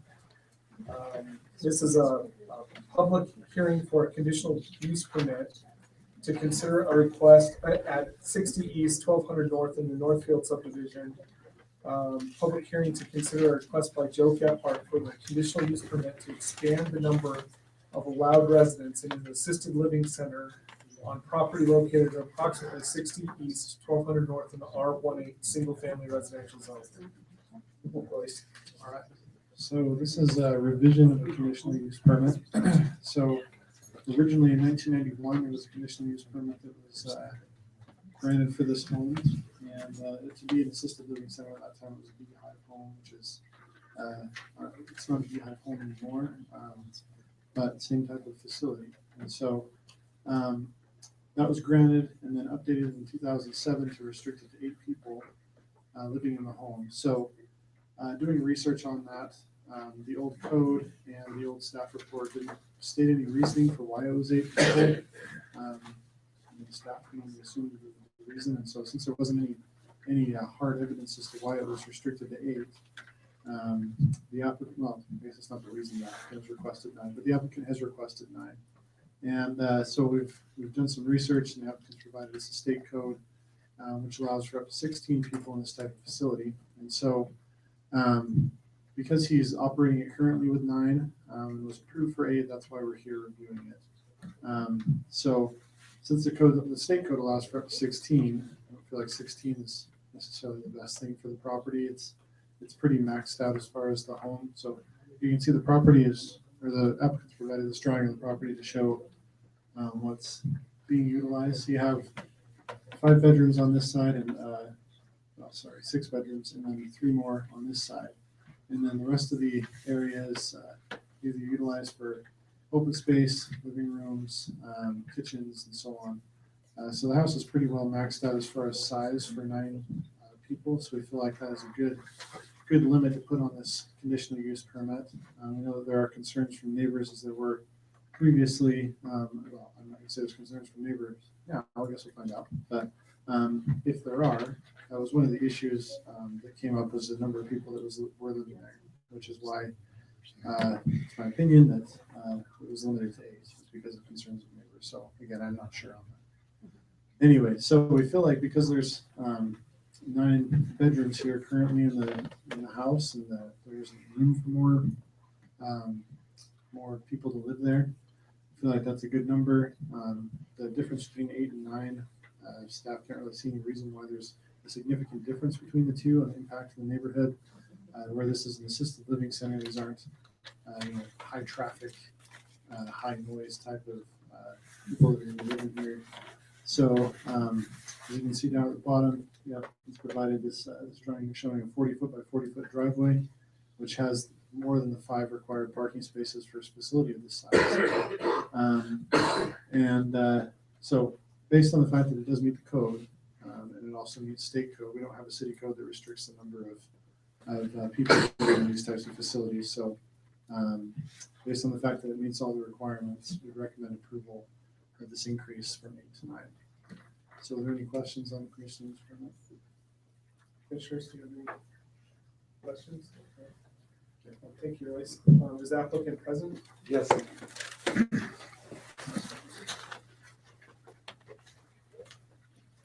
My name's Joseph Gebhardt. I live at 1160 West, 2600 North, Pleasant Grove. This is one of our facilities.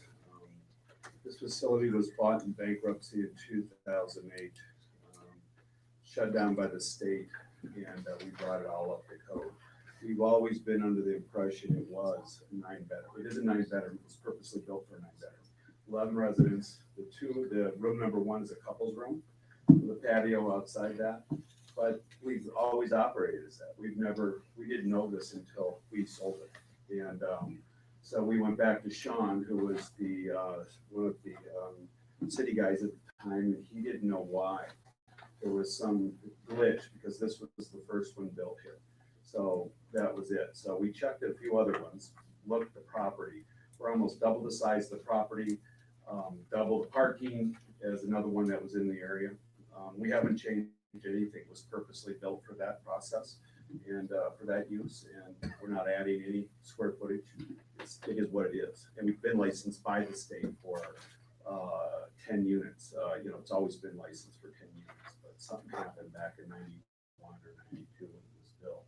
We were not sure, and Sean wasn't sure why. That's about it. Do you have any questions for the applicant? Yeah, we're not adding anything on. We're not adding more people or anything else. It's just a glitch somewhere in there. Why, I have a question. Why are you asking us for 9 if the room number 1 is the couple's room? I sold one of these last year, so. Oh, yeah, no, it was, the city has it for some reason. The new owner can't get his license from the city because they have it licensed at 8. We did, actually, I went back and called Sean and he couldn't figure it out either. He said there was a glitch, but that's when I went and measured other places and made sure we were all in compliance. But it was always like that. We bought it like that and it had been sold 4 times like that. Sorry, I think the question is, how come you're not asking for 10? It's only a 9-bedroom. Okay. It's only a 9-bedroom. It was built for 9-bedroom, but they have it down as 8. But it's, you get an extra resident, and we're licensed by the state for the couple's rooms. Right, okay. Which are. Okay. So I think perhaps there was a little bit of misunderstanding as to, are we talking residents, are we talking bedrooms? I think we assumed that 1 resident per bedroom. So as he clarified here tonight, is it 1 unit that is a double? Yeah, 1 unit. Room number 1 is a double the size of So is its own bathroom, its own patio. You said there's 11 residents. No. So there's 10 residents? There's 9 residents. If you added 1 more, it'd be 10. Yes, and that's what we're licensed for if you had a couple in there. So you might want to just clarify that there are 9 bedrooms that would allow up to 10 residents. Let's do that. It's always been like that. Okay, thank you. I think we don't have any more questions for you. Are any of the neighbors, does the public want to come speak to this one?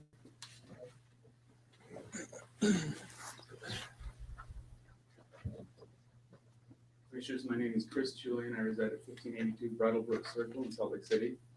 I am potentially the new owner of this facility. I say potentially based on our decision here tonight, I think. I just wanted to lend my support that the new license issued by the state does indeed state 10 residents. And that's the finding that their surveyors and licensors come out. And this is what they do and what they recommend. So I think the only thing we'd be concerned about is whether it's bugging the neighbors or not. Sure. We'll see. Thank you. Thank you. Anyone else here to speak to this one? We'll close the public session and bring it back up here. You guys feel about it? And the state law allows for up to 16. You gotta, you're asking for 10, right? I think the state has gone ahead and approved them at 10 based on the size, so I think that's fine. That makes sense then. Yeah. So 10 instead of 9. Would somebody like to make a motion? Mr. Chair, I make a motion that I move to approve the planning commission approve the request of Joe Gephardt for a conditional use permit allowing a conditional use permit. Allowing the request of Joe Gephardt allowing a conditional use permit for assisted living center for up to 10 residents. East 1200 and R18 single family residential zone.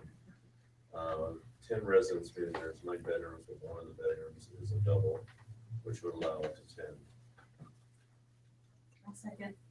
Okay, we've got a motion from Commissioner Richards and a second from Commissioner Coons. All in favor? Aye. Passes. Thanks. And now this will go forward. This is done. Got it. So we go on to the next one. And the next one is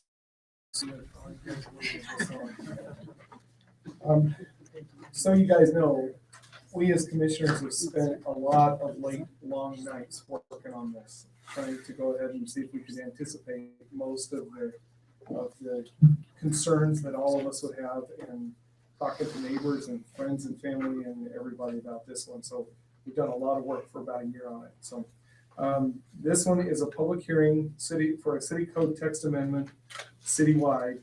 Public hearing to consider a request by the Pleasant Grove City for a proposed text amendment creating City Code Section 10-15-47 and amending Sections 10-6-2, definitions 10-9A-2, permitted conditional and accessory uses 10-9B-2, permitted conditional and accessory uses, and 10-9C-2, permitted conditional and accessory uses, and 10-14-24-2-C, permitted conditional and accessory uses permitting accessory apartments in the Pleasant Grove City Code. Okay, so if we can hang on to that slide for a second. So just kind of explain background here. So as Chair Armstrong mentioned, we've been working on this as a city at request of the City Council. This has kind of been an on and off thing for the last 15 years or so, and really a lot more intensely researched in the last year and a half. So since I've been here, August of last year, I've worked with neighborhood committees, and we've discussed potential code to come up with and see what the concerns were from people in various neighborhoods as they talk to their neighborhood chairs. And then we've also, as we've been mentioned, worked really extensively with the Planning Commission and City Council and trying to find answers to questions and concerns that have been brought up by residents, and looking at the potential pros and cons of allowing for accessory apartments versus continuing with what we're doing. So what we're doing right now is we don't allow them, but we don't actively enforce it. We don't go out looking for people with accessory apartments because we just don't have the manpower for that. So the state legislature has upheld for code enforcement in the state of Utah that we can do enforcement based on complaint basis. And so that's what we do. So if somebody comes in with a complaint about an accessory apartment, we'll go and work with that property owner to bring it into compliance or to remove the apartment, whatever it may be. But we do have some in the city that are legal. Back prior to 1985, we used to permit 2-family dwellings in several areas in the downtown area. So basically what this is it's going to be focused on providing housing for people who don't maybe have the opportunity to live in this area otherwise. So from a planning standpoint, we're always looking for opportunities to help people to live and work closer together, to be able to provide affordable housing for people, and to be able to make it so that we have more housing equality. So kind of going over some numbers real quick. Between 2009 and 2013, the median household income for Utah County was $212,800. So for Pleasant Grove, it's higher. Or sorry, the median. That's the median home value would be. So anyway, yeah, so it's considerably different. All right.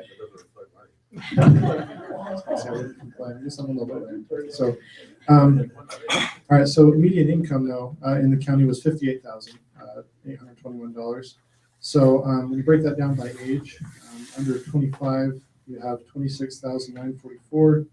25 to 44 years is 65,128, and 45 to 64 years is 77,661. So with those differences, it's pretty significant. The average age in Pleasant Grove is about 25. That's the median age. So given that that's kind of a little bit unevenly balanced because you have a lot of minors, about 41% of the city is under 18. So however, based on that, we figured that there's probably a lot of younger families with children that live in the city. I think it's a pretty safe assumption to make. So more likely, in looking at the data, if you see the numbers of people that are in these age groups, the majority of people are going to be closer to the 25 and under age group for income, which is that 26,000. So roughly 26 to 35-ish. So based on that, the the United States Department of Urban Housing, Housing and Urban Development says that families who pay more than 30% of their income for housing are considered cost burden. So that's kind of the maximum that we look at. So I kind of use that as a benchmark. So if we're looking at 30% of your income for housing, what that basically says is if you make, let's see if I remember here. So for a house in Pleasant Grove, the median housing cost is going to be $224,797. That's for everything. So if you're looking at single family homes, it's considerably higher at $287,325, which is 26% higher than the county average. So housing is more expensive here than it is generally in the county, but we have a wide range of housing costs in the county. So if you have let's see, for a house that costs the $224, the average for all the housing in Pleasant Grove, that takes in condos, townhouses, single family homes, really everything. If you have a 30-year mortgage with a 5% interest rate, 10% down payment, you're looking at about $1,086 a month. So if you go for a single family home with that median cost in Pleasant Grove, the cost raises to $1,388 a month for a house. So it's considerably high based on the county and what the costs are. So basically, let's see, 1 in 3 people in Utah County makes $40,000 or less. So a third of our county does. So basically, to buy a house in Pleasant Grove presents a significant financial burden. So half of that group, which would be 15% of the county, are looking at paying half or more of their income to buy a house in Pleasant Grove at the median. And I know that there's differences, but the median is what it is. So let's see. Now, given that that's buying a home, so if you're looking at the rent, the median rent in 2013 in Pleasant Grove was $1,081 per month, which is almost the same as those mortgage payment amounts. So what we're looking at is, we've worked at providing affordable housing in the city, and I feel like we've been fairly successful with that. But there are some areas in the city, like the Grove Zone area in the southwest, where rents are still pretty high. You're looking at between $900 to $1,500 a month, and the median being about $1,200. So not exactly what we consider affordable housing, because again, you have to make $45,000 plus to live out there. So anyway, long explanation, but that kind of gives like a foundation for why accessory apartments are a good thing. So if we can go to the next slide. So the proposed ordinance basically says that if you want to have an accessory apartment, talking like single family homes, it provides an opportunity for people to provide more affordable housing for like young couples, older couples, people on fixed incomes who wouldn't otherwise be able to live in the city, who may work in the city or work close by, but they may otherwise be stuck living in an outlying city with higher transportation costs driving to and from. So what we require is that if you're going to rent out, say, your basement or your attic or whatever, that you have to live in the home. So it has to be owner occupied. So let's go to the next one. So it can be attached to the home, or it can be detached, what we propose. So somebody has a large enough property where they can have an accessory building that would be big enough to have an accessory apartment, they could do that. Let's go to the next one. So different types of occupancy. This is for an accessory apartment on top of what's allowed in the home. And keep in mind that this is mirroring what's already permitted in the home. So everything that you see here would also be permitted in the main dwelling. So you can have one person by themselves, two related people. You can have four people that are unrelated, which is the top one there. Or you can have any of those plus one guest that can be there for no more than 30 days. So what that does is it makes it so that really it's an accessory dwelling unit that has the same general density as what's allowed in the primary unit. Let's go to the next one. So permitted areas in the zone, the agricultural zone, which is way up north, we have a very small section of that up above the Manila Pond. The RR, rural residential zone, which is about the top half of the city area. The R1, single family residential zone, which is the bottom east section, pretty much east of State Street. And then the RM7, the medium multiple family residential, which is kind of down south of downtown. The downtown village zone, which is the downtown area. And then the Grove mixed housing zone, which is out west of State Street in a couple of selected areas. So going through the rest of the code, and I apologize, I don't have any more pictures, I ran out of time. But we have, let's see, so only one apartment would be allowed per property. So for example, let's say you had an acre property up in the RR zone. You couldn't rent out your basement and have an accessory building, or you couldn't have multiple apartments within the same building. So we've debated about that a lot, about property sizes, about house size, and determined that one accessory apartment, because we want it to be an accessory use to the primary use. You don't want to look at a house and say, oh, there's an accessory apartment there. We want to surprise people, I guess. So where they're allowed is over the garage, in the basement, and in addition, or as I mentioned earlier, in a detached accessory unit. Entrances shouldn't allow for a duplex appearance. What we mean by that is if you're looking at the front of a house, you don't want to have side-by-side front doors that one leads to the accessory apartment, one leads to the main dwelling. So if you're going to have an accessory apartment, traditionally, you're looking at like a basement or an attic or something like that, and you want to have a separate access. It's not making it, again, look like a duplex. You don't want it to have the appearance of a duplex.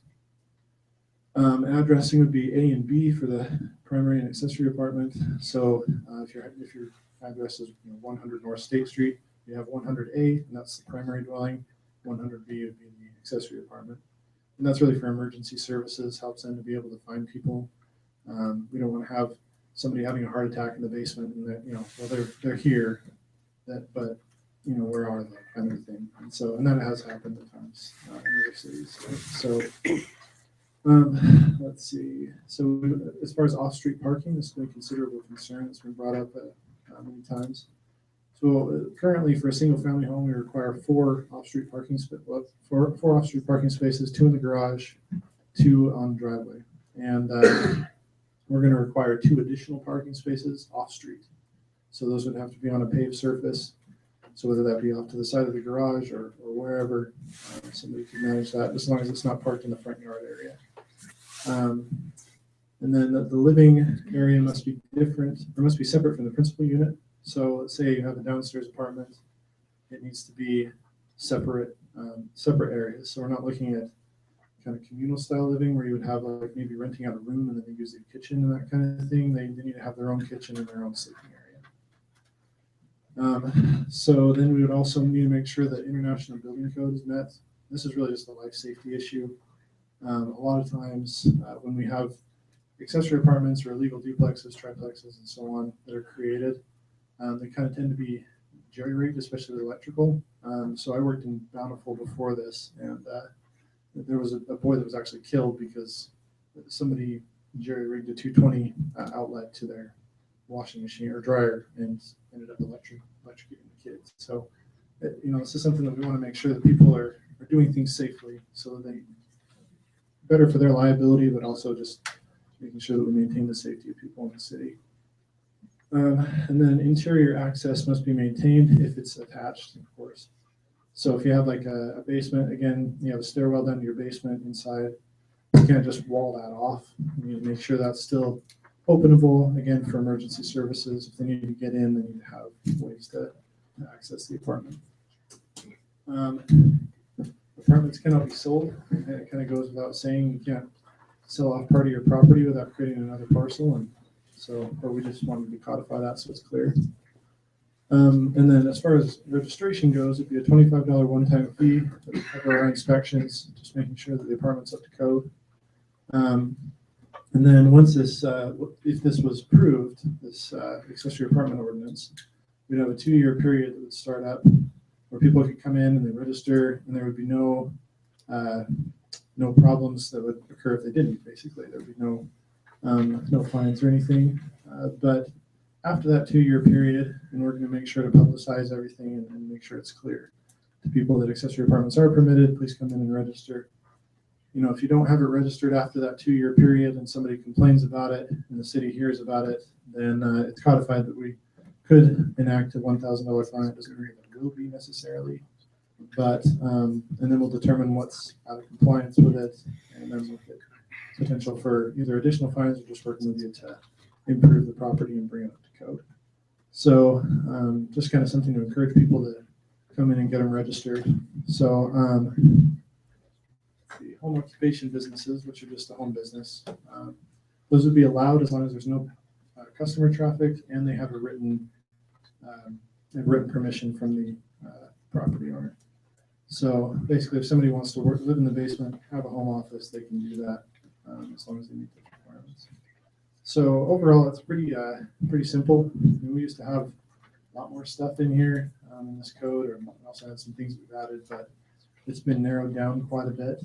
So we don't want to overregulate things. We also want to make sure that we're taking care of life safety issues and making sure that we have an opportunity for people who want to move into the city who maybe couldn't afford to do so otherwise. They could do that. So based on the fact that all of these things are, we've been heavily deliberated on and determined that things are life safety issues, and we want to make sure that we're creating the best situation that we can while still allowing for accessory apartments. We recommend approval of the ordinance as it's written. Okay, so any questions? Do you have any questions for Royce so far? Okay. Royce. Okay. Obviously, we've got a lot of people that are here for this one. What I would like to ask you to do is to keep your remarks to no more than 4 or 5 minutes, and 2 or 3 minutes, and please don't repeat a concern or a remark that somebody else has made, so we don't hear the same thing over and over and over again. And I'll open this up and give you the time. So if anybody has a remark, just remember to stand up and give us your name and your current address so that we have that for the record. Frederick Reed, I live at 1382 East 370 North. My concern is this essentially eliminates single family zoning. I specifically bought our home in the area because it's single family zone. If I wanted to live in a duplex or a fourplex, I would have bought a similar resident. We have a home in our area at 1198 East 300 North that the original homeowner, whom we knew very well, built it specifically with 3 apartments in it, and current investor just bought it with the idea of renting it out 3 different ways. He's sent his, the city thankfully has enforced the zoning laws, and he's put it back up on the market for sale. That's my concern, is you allow one house to go duplex or threeplex, and pretty soon it spreads the entire subdivision. You no longer have single family residences zoned anywhere in the city. And so where in the city do you go to live in a subdivision of single family residences? That's my concern. I mean, there is no, I appreciate Commissioner Baptiste's property right owners. Well, I'm a property owner myself, and I bought specifically with the idea of having a single family zone residence. And so there are certainly places in the city. I go up Center Street pretty much every day going home, and there are plenty of very nice and attractive multiple family residences. And if people wish to live in an area like that, then there are places owned in the city for that already. So I don't see any reason to have a city where you have no single family residences period anywhere in the city at all. so. I mean, so you're aware, the proposed ordinance will allow the owner must live in the property in Right. order to have, there's no such thing as a duplex going into a single family zone But neighborhood. each owner could create a second apartment in his or her That's the place. proposed ordinance, yes, but not two of them. So that's a That would proposed eliminate one ordinance. property here that does have the 3 residences in it. They wouldn't be able to be licensed for that, so, okay, thank you. Anybody else?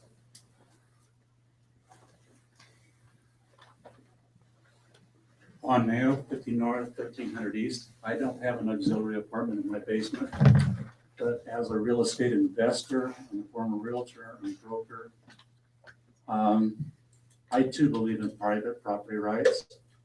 And in listening to what's been said in this meeting tonight on the different things, I would challenge all of you to come up with even 5 private property rights that we still have, other than the color of the paint we put on the walls or our carpet. We have to get approval for what we put on the property. We have to have approval for everything, okay? With enough of that said, this kind of thing is unenforceable. There's no way that you could regulate this and enforce this law. The only way you could do that is if you, excuse me, I'm upset when I think about this. If you model Hitler, if you go totally socialistic, which we are doing in this country, this once great country is going down the toilet because we don't have private property rights anymore. Okay? Who I have living in my property is my business. Okay? If you're going to enforce this, you're going to have a force of Gestapo agents, code enforcement, whatever you want to call them, that are getting weekly search warrants to go through everybody's house every week to check and see what they're doing. As far as the safety issues and everything, yeah, there's safety issues. I, as a landlord, I have to go through the property when a tenant moves out, and I have to fix things because they jerry-rig things. Okay, that's an individual thing, okay, that somebody has messed up. But to be regulated constantly, every move I do, that is not government's place. Okay, a lot of these places, the people need someone living with them. I don't know what it is in Utah, but Utah has this love affair with huge houses. Okay. I have a couple of rental properties that I wish I hadn't bought as rental properties because they're too doggone big. When the tenants move out, I spend 3 weeks just painting the place because they're so big, and they could put a lot more people in. But the point of this is that this is not an enforced thing. You cannot regulate it without having a whole army of people to start finding people and all that, and asking people to complain about their neighbors. Okay, I wish I would have brought it with me. I received a letter, okay, a couple of weeks ago about one of my rental properties in another city, of one of the neighbors complaining about my tenant and about how they had all these other families living with them and living in a travel trailer in the driveway and that they weren't taking care of stuff. Okay, I went down to the house. If I went 8 houses either way, both sides of the street, and in fact, the letter said that the property should be condemned, it was so bad. I went down the street, 8 houses either way. There were at least 6 other properties that looked worse than mine, okay, and what the tenant was doing. I talked with the tenant. It's a mixed race family, nobody living in the trailer, no other family living in the house. Some, and I'll excuse the term, some self-righteous neighbor didn't know what was going on, complaining. What does that do for neighborhood camaraderie? Okay, personally, I was ready to make a copy of the letter and distribute it to all the neighbors, say, someone in this neighborhood wrote this letter and he doesn't know what they're doing. That kind of thing. You know, all you're gonna do if you have something like this is you're gonna create animosity. Okay, I can appreciate people don't want a lot of people living in places, but you know, if I want somebody living in my basement, that should be my right, my choice. So you're for this? No, I say scratch the whole stupid idea. If people want to do it, let them do it. Okay, so if you're, so right now, but you're not for what we have currently where we I think you have no business trying to regulate anything to do with it. Okay. I mean, it's it's unenforceable. You cannot do it. They're trying to It's make just it not gonna happen. allowable. What's that? They're trying to make this allowable. You know what, let's just keep it. Well, it is being happened. What I'm saying is don't worry about it. Leave it alone. Okay, I appreciate your opinion, thank you. All right, I just have a comment for you. Sure. Don't you appreciate that that neighbor came right to you instead of going to the city? It was an anonymous letter. How would you feel about an anonymous letter telling you that you're the scum of the earth because you got a property so bad? Well, I think it's good that you went and checked it out. But, you know, they didn't, it was anonymous to you maybe, but at least they didn't, I don't know, they didn't go to the police, they didn't try to get you fined, they were letting you know of some Okay, I'll other respond to you concern again. letters. But anyway, Anonymous that's- letters tell me people don't have the guts to talk to me. Okay, I got an anonymous letter, again, years ago, from somebody that didn't know the situation, tell me how bad I was as a landlord and so forth and so on. And they had no idea what the situation was. Okay, and I'm LDS, which I'm assuming some of you in here are too, and that letter came from somebody in my ward. How do you think I felt walking into church, thinking that somebody thought I was a scum of the earth and they didn't know what was going on? How do you think I felt? It shut me down emotionally for 12 years. So let's start the stuff. It's not enforceable. Just out of curiosity, are you Randy's dad? No, Brother? uncle. Uncle, got it. Okay. I know who you are. Yeah. What's your name and your? Stan Williams, 175 South, 1300 East, Pleasant Grove. I live in an R1 zone, and opposite of him, I want to be able to have an accessory apartment.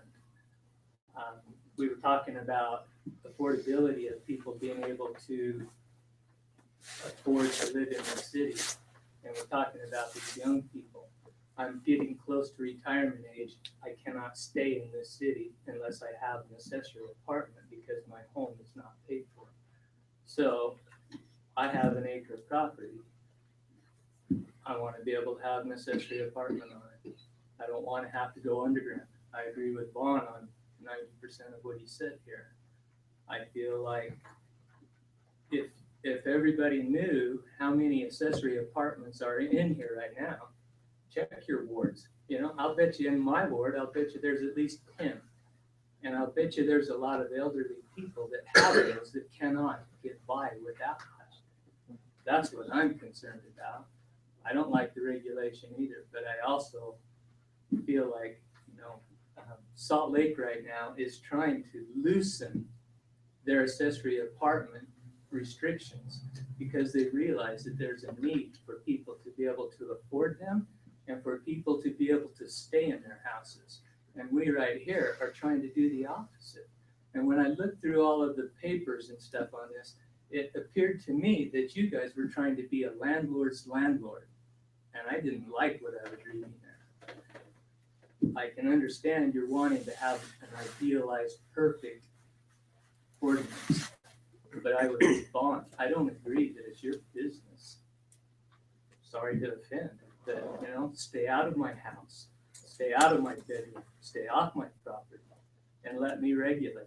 And I will take care of making sure that you guys know who's in my property, but I don't like being controlled by city government.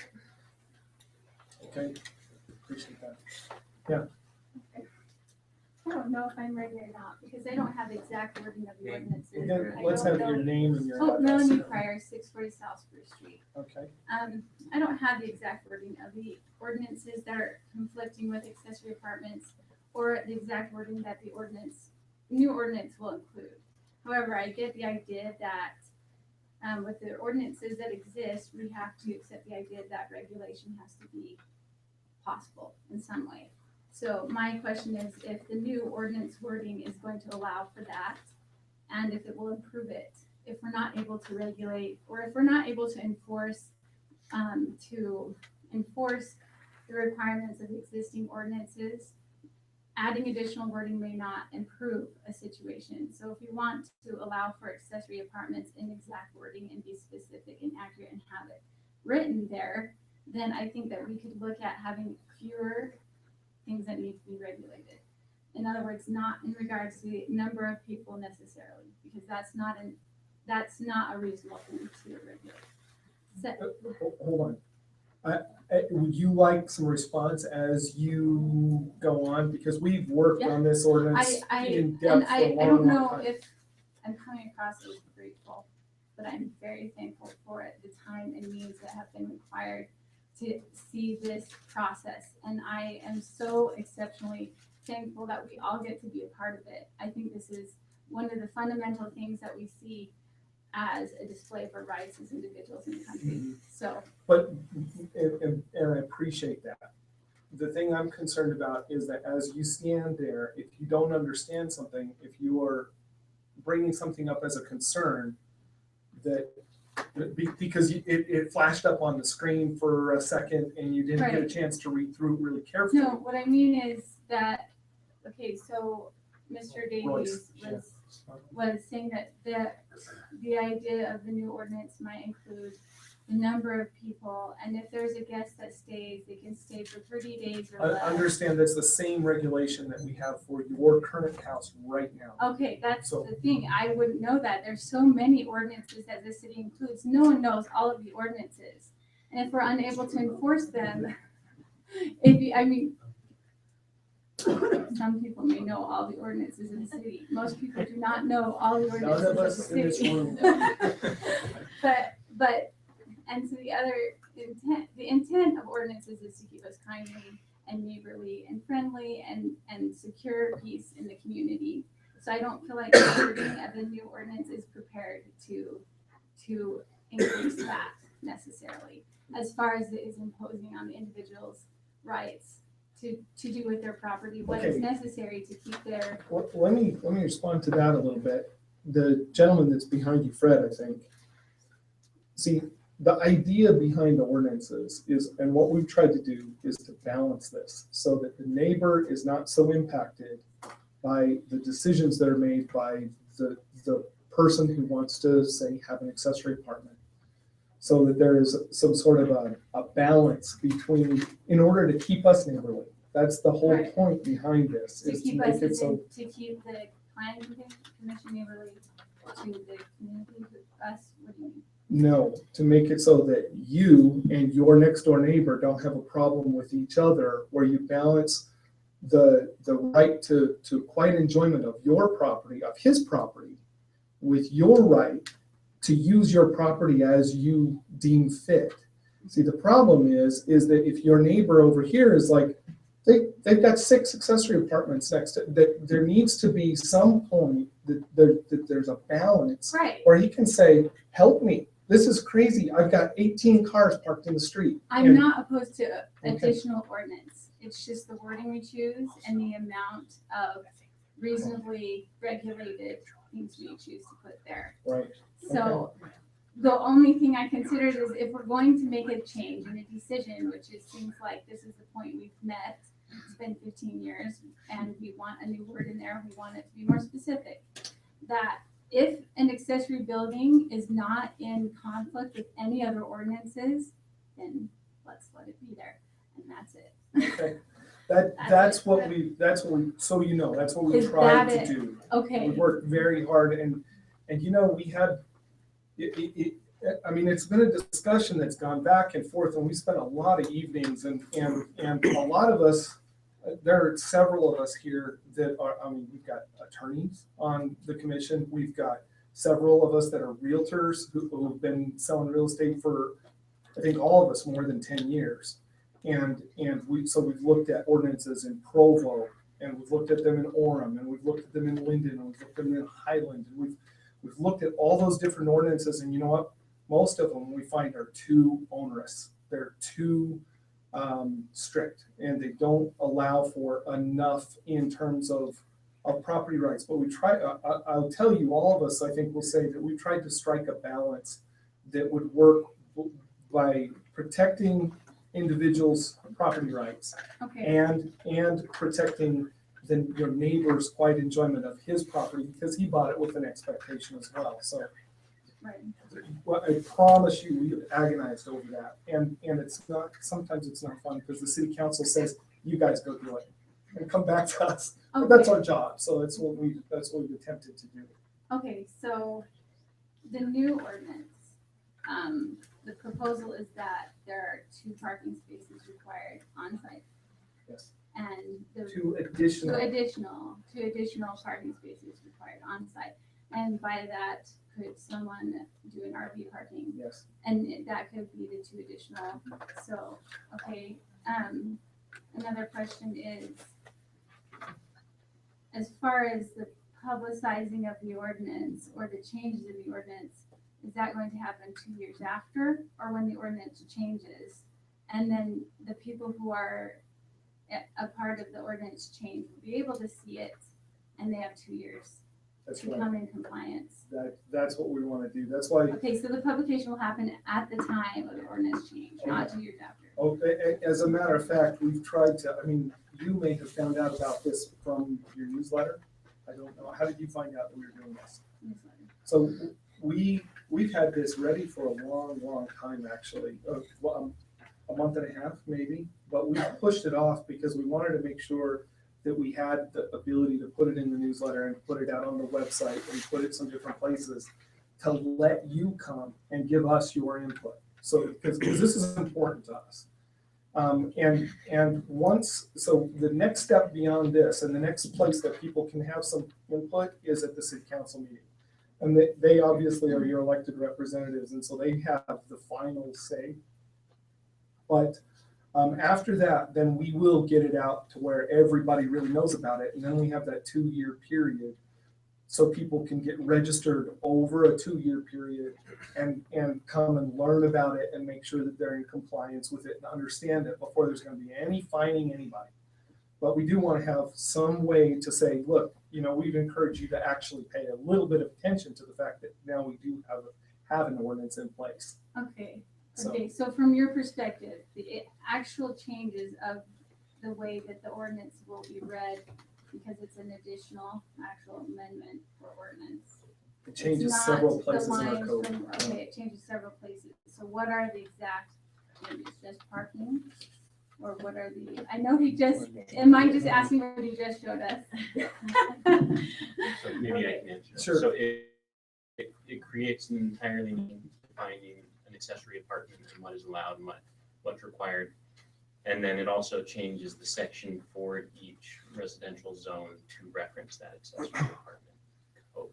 So that's why there are changes in multiple places, because it's allowing that in each zone, and then it refers back to that definition and requirement. This is, as Drew said, we've been working on this for months in these planning commission meetings.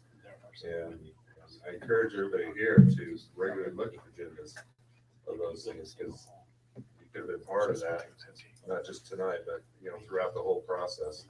You know, in fact, we even had a city council meeting, where the majority of the meeting was focused on this. And so, and yes, we got busy lives every which way, but, you know, we need to also be aware of some of the other areas, you know, what's going on in our city, you know, where we don't want it to be a surprise to anybody, but there's an opportunity, I think, in the preliminary stages to really add some input, you know, in there, because oftentimes when we discuss this, there's nobody in the audience. Nobody. Also, there's a city council meeting on Tuesday, And that's where they're going to vote on it. so we'll make a recommendation to the council, and then the council will take the final action. I think what we're gonna do, lots of people can stand up. If you want to make a remark, though, you've got to come and get on record. Yeah. I think what we'll do is let's go ahead and let's take each of your concerns, and Commissioner Adams is taking detailed notes. And then we'll try to answer as many questions about this as we can, all at one big shot. And then if we don't cover it, then raise your hand and let's see if we can kind of review again quick. Go ahead. I'm John Pryor, Okay. 640 South Spruce Street. Just wanted to start off. I'm a public educator, and I work close with the administration. So I feel, and you're getting rocks thrown at you right now. And at the very beginning, I appreciate that you stated that you have put lots of hours. And this is my first time ever being in here. And so, personally, I plan on, hopefully, we have lots of little kids and we're paying a babysitter to be here right now. So I would like to be more involved and it gives me hope, seeing how you've handled everything tonight. So thank you. Thank you. Yes, I agree with the whole we're losing our power, but I also understand that you are just trying to balance because we are different minded people. And so my comment, it's not a concern. Concerns have been addressed if I had any. So I just wanted to say thank you. Well, thank you. Yeah. We have any more remarks?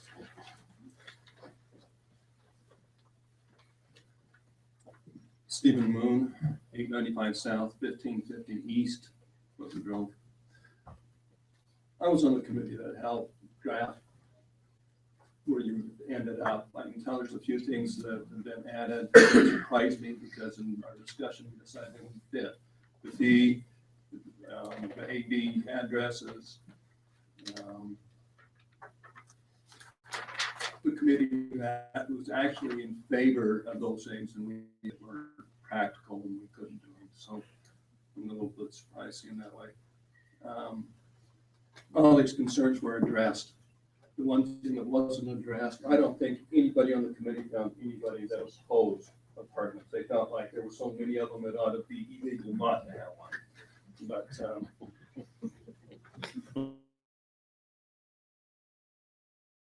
it hasn't been mentioned greatly. It's kind of tiptoed around, but this becomes a great source of income for those that are going through a divorce, or widows and widowers.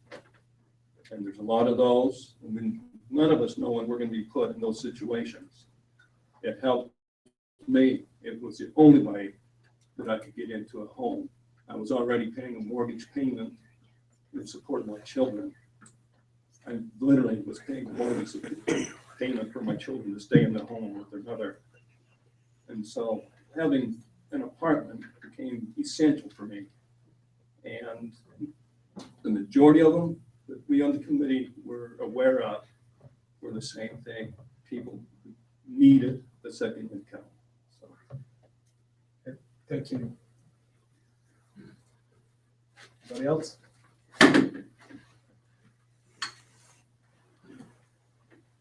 My name is Art Brownlee, and I live at 865 South, 1500 East.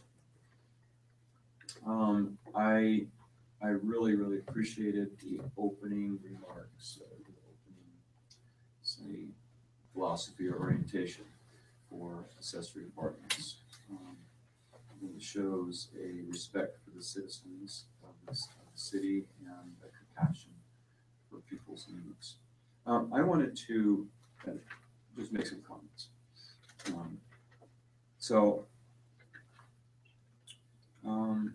One thing that's really bothered me just watching apartments and such, and I'm LDS and attend church, and people in apartments are so lost and so separate and so transitory, and when teaching levels are so low, that people are very separated from each other. I think what you're doing here with the accessory apartment new ordinances is going to help, is going to make Pleasant Grove a much more community-oriented, family-oriented kind of city. I think it's a very positive thing for the demographics of the city. I'm a senior, and I will absolutely need to have an apartment to help support us after I retire. And I think as such, the aging, that will make it possible for me to stay in Pleasant Grove. And I think the aging community contributes strength to the whole city. I think it makes it much healthier.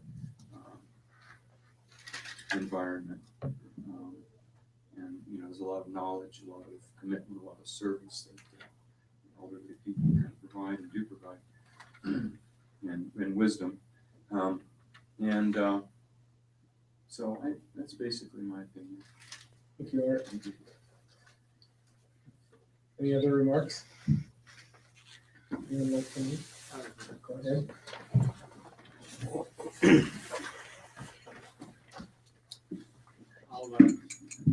Scott Scholl, 213 North 800 East Pleasant Grove. I'll represent the cellar dwellers, so to speak. My wife and I live in a basement apartment. Granted, it's my mother-in-law's, so we're exempt as currently codified, so to speak. But we pay her mortgage, basically. She's been forced into retirement from BYU after 20 years, just 3 or 4 years ago. Lost her husband over the summer, so she's lost half of her income. So to several points that have been made, we're making her mortgage payment, and when we move out on our own within the next year or so, hopefully, someone else will need to step in and make that payment for her until we can convince her to sell it out, which isn't happening anytime soon. But another question I had, the different addresses, the A and B, we looked into that at one point with the post office, and they said the only way to do that is to have separate utilities. The only way to have separate utilities is to have an additional meter, right? How is that being addressed? I think that this will change that, because this is the way that the city is going to address it. So it's a city, not a post office ordinance or federal regulation. I think it is. It's the city, and see the city. I mean, in the past they've looked at that, and with a fourplex or duplex, they're looking at it based on show me your bill. You know, show me your water or your gas bill.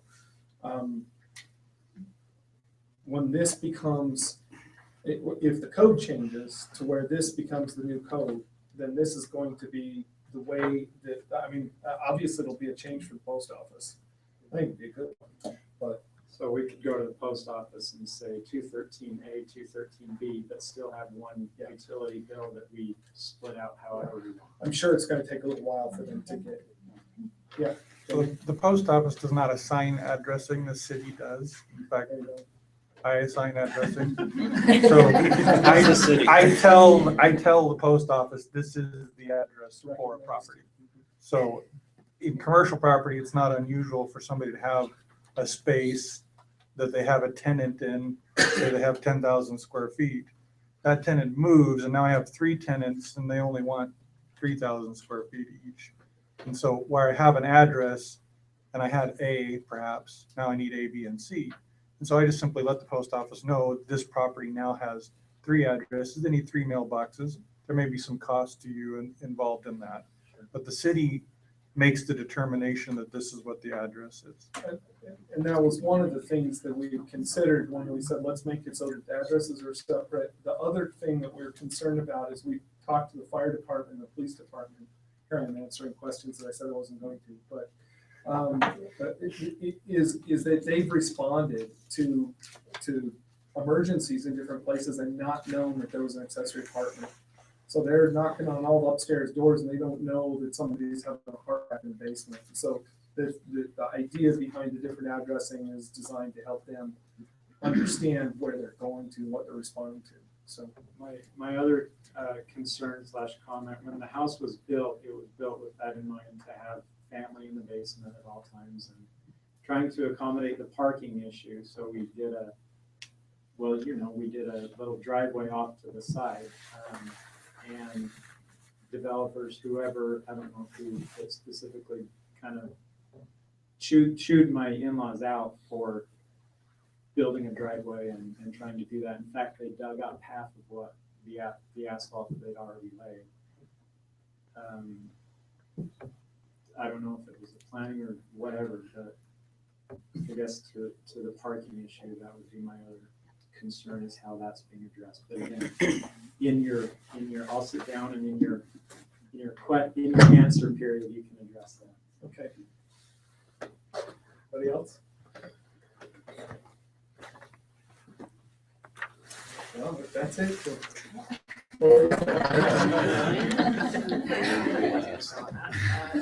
For a long time last time, we go longer. My name is Rich Warburton, I live 1025 East 100 North. We do have a mother-in-law's apartment in there, and I did set it up for that, registered with the city, did what I was asked to do, and I have my mother-in-law in there, thank goodness, but she's not here to listen to that, so.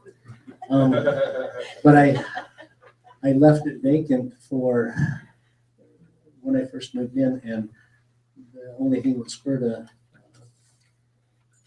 renter was somebody that was in need, and there was no rent that was gathered for that, but it's turned into a good thing that I think has helped somebody. Got some young students, and I'm on the third one's in there, and I think it's been a good thing for that. But the rules and regulations that's put here, I agree with most of them. My question is, what, and maybe it's up above, but what would you do if somebody didn't conform to those? I see the $1,000 fine or could be, if they don't register within that first 2 years. But just a question of reading through that, just wonder what would happen if somebody didn't conform. Thanks. Wow. Any more before we close the public remarks section of this down and start responding? No, and we're going to try to answer some of these questions. I think it's probably fair for you to say, okay, I'm still not clear on that. We're not going to completely shut it down, but we won't have you come back up and bring up any more concerns as of now, if you're all right with that. So, okay. Why don't we have Ken respond to you to begin with, Rick, as far as that goes? On the nonconformity issue? After they've got the 2-year period, and if you're still not in conforming, and your neighbor says these guys have an apartment, is it registered because they're complaining? Say, what happens? It wouldn't be any different really than what it is right now. So we have, and this is just a clarification for those people who think, oh, by adding all these regulations on, then you're doing something different. You're making it more difficult for us to have an apartment. Well, I don't know if that's the case, because currently the code doesn't permit them, period. And we can and have enforced issues where someone has an accessory apartment and had to shut it down. Now, that hasn't happened very often, especially not recently, because we've been in this process of reviewing. So we've been a little bit more tolerant as far as enforcement is concerned. However, it is my opinion that should we not approve this ordinance, we may get into a discussion of how we shall enforce the current situation more clearly than what we have been, because we've kind of been in limbo right now. So we might discuss further how we might crack down on apartments that are illegal, which is basically all accessory apartments in Pleasant Grove right now almost all are illegal because they have not been approved by the city unless they were approved under a previous code or in a zone which currently allows it, such as the downtown village zone. Otherwise, if you're in a regular single-family neighborhood zone and your house is built after 1985 and you have an accessory apartment, it's not permitted by the city. So we could actually get a lot more strict and cause a lot more problems in the community by shutting down tons of accessory apartments. So what we're trying to do is not that, but to provide a method whereby these apartments that have not been recognized as being legal by the city can now be permitted. But we can't just say willy-nilly, it doesn't matter. We don't care how you do it. We don't care if they're safe. We don't care if you have 6 apartments in your basement. We don't care if there's cars all over the place. We don't care if you have a separate entrance or whatever. You might call that infringing on property rights, but I say it's important to balance, like you said, balance. And so I think what the city is doing now is a responsible action. To not keep our head in the sand any longer, that we know they're out there, but we're not going to do anything about it. We need to provide a method whereby they can be considered legal and permitted. So if they do not comply, and we're gonna do all we can to send the message out there to everybody that we're aware of that has apartments and try to get the message out that this is what you need to do, and they still will not conform, then there will be some enforcement that will have to occur. And so ultimately that could be a fine. It would be something that possibly could go to court. The judge would determine how to handle it at that point, but there will be some enforcement. Some cities that we've looked at, what they've done is if you're in a zone that allows for an accessory apartment, but say you haven't gone and registered it and everything, some of these cities will say you have a certain amount of time to bring that into compliance. And then they expect it. If you don't, in some of these cities, they will oversee the removal of the kitchen from the accessory apartment that you have. So they come and take it out. So, yeah. Is it okay to comment? Okay. So when I built my home, it was after that, just a few years ago, but I registered it with a mother-in-law apartment. So it's registered that way. So if this thing was to come into play, would it need to be registered again? Well, yes. So anything that wants to be, or any property owner that would like to use their mother-in-law apartment. So the difference being it could be basically constructed the same way, but what we have the property owner do is sign a second kitchen affidavit, which basically needs to be notarized, stating that this is not to be used as a rental unit. It is for family purposes, so that other family members, it could be your mother-in-law, it could be your, your kids or whatever, but they can use that as long as you are stating legally notarized that you are not using this for an apartment to be rented to someone else. So you've got that permission. You don't have the permission to be able to rent it to somebody else. So yes, you would need to register your mother-in-law apartment to be an accessory apartment as well. Okay. Let's see what else we got. Yeah. Taking questions. You know what? One of the reasons that we follow the procedure that we do here is so that we can get a good record of this, so that in the future, somebody wants to be able to go back and read what happened during this meeting. You'll find the last thing that we do here is we're going to approve the minutes from the previous meeting. So we go through and we say, all of us have received those, they've been typed up, and we've reviewed them to make sure that they're right. The problem with a discussion like this is, how do we know who said what? Because it's being recorded, but Linda doesn't always know who you are or what your name is, and that's why we're doing it this way. So if we can, let's do it this way to begin with. Let's go ahead and we'll go through and we'll see if we can cover any of the other questions that have been posed or the concerns that have been brought up as best we can. And then let's open it back up just for a minute again, and we'll have you come and address us from the podium and give us your name and your address again, so we have that on record. So let's go down this real quick. Okay. You guys have the questions. Yes, you do. I somehow became the Scribe. scribe. We'll just call it a secretary. I've been called much worse. So let's see. Okay, so I think one of the biggest ones was the actual enforcement. I think some people wanted to know. I understand Ken says the idea is to enforce it, but I think some people might have wanted some specific. Do we actually have the means to enforce it, and what is the city going to do to? We need to hire more people. Is it feasible to do with staff as is? Is it going to create more? Well, I still think it's going to only be complaint based.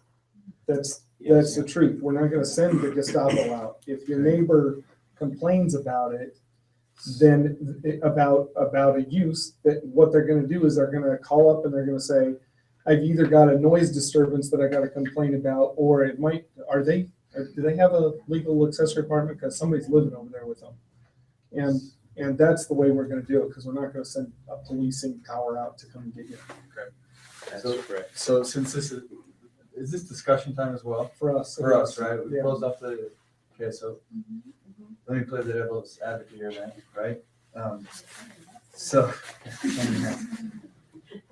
so we're gonna rely on neighbors then. Is there a public registry or is it just a phone call saying, hey, can I find out whether my neighbor is in compliance or not? Because right now, as we've heard from testimony, this is already happening all over the place.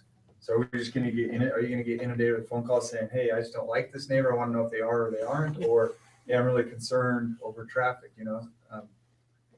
Well, I suppose we're just going to have to take it as it comes and see what the need might be. But we're anticipating that with current staff, we are going to be able to handle the level of complaints that may come in. That may or may not be correct, but we have received many phone calls over the years, not complaining, neighbors complaining on each other, but just inquiries as to, well, our accessory apartment's legal, or I've got one, can we do this? And we explain, no, you can't. And I said, oh, okay, well then, you know. You didn't hear from me. Yeah, exactly. So unless there's been a strong concern, a complaint, the city hasn't done anything about that. Have there been a lot of complaints over the years? No. A lot of phone calls from- No. The way Orem City does it is Orem has all of the legal registered accessory apartments on a website just by address. And so you can look it up by, I believe, by zip code and then by address. So you can look them up, you can look up and you say, oh, what do you know? My next door neighbor has a legal accessory apartment and it's okay. And we may do that. It would be a matter of public record. Okay. Yeah, well, and that's part of it, like, they have 2 years to register. Yeah, so we have a little time it'll to be- create the Yeah, we'll process. be building up that registry. Next one. Sorry, I have one Oh, other you got comment to another add to one that. down here? It's just, also having these guidelines for the accessory apartments also, it gives the rights to the neighbors, right? It holds people accountable. So if they're, previously they weren't allowed, right? So then they're not compliant in that regard. But, if it gives specific kind of violations to hold people. Well, I think it protect, I mean, the way they designed this is that now if your neighbor has an accessory apartment and it's not being managed correctly, maybe it doesn't have enough parking or something, now you can say, hey, city, my neighbor has an accessory apartment and it doesn't wreck his whole world, right? So now they're not gonna come and shut him down and everything. They're gonna come and say, are you in compliance with the ordinance or not? And you can correct it that way without knowing that you could potentially put somebody out of their home, which I think is a much better way to deal with this, so. And it's less, as far as parking goes, it's less subjective, right? Like, well, this neighbor feels like they have too many cars, and no, I don't think we have too many cars. So this gives that kind of guideline. It's 2 more to say, spaces, yeah, period, that's it. Yeah. Not gonna If argue with they're anybody okay, about that. you have to accept it or you have to fix it. So. And well, along those lines, we can address Mr. Scholl's question about, I think he had a question about the driveway and what happened in his, I guess we don't know the Yeah, specifics of yeah. that, but does anybody have any input on the separate driveway and parking? What if there's a house that it's not feasible to put a driveway in or something like that? I think what he was saying is that nobody respected the existing added parking that was added because they said it was illegal. Well, and what's happened in the past, unfortunately, is going to be the past. This is going forward from here. And I think, I mean, I'll tell you, we argued about parking a lot for probably hours. And so we came up with what we came up with as a compromise where we went back and forth and we said 1 space and 2 spaces and no spaces. We don't need any additional spaces. And when we finally came down on, we all voted a couple of times and we came down on 2 as being the right thing, the best thing. So. Anything else? Sorry, I'm gonna maybe I won't. I don't know. Maybe I shouldn't say this. You can say it anyway. So, I understand that I do value people's property rights as well, and also the need. I do understand that there are people, as you hit retirement or circumstances change in your life, that you having an accessory apartment and having that extra income, I completely agree with that. I also feel that in Pleasant Grove, we have, speaking too personally maybe, but there's a lot of different housing options. There's apartments, there's condos, multifamily, single family.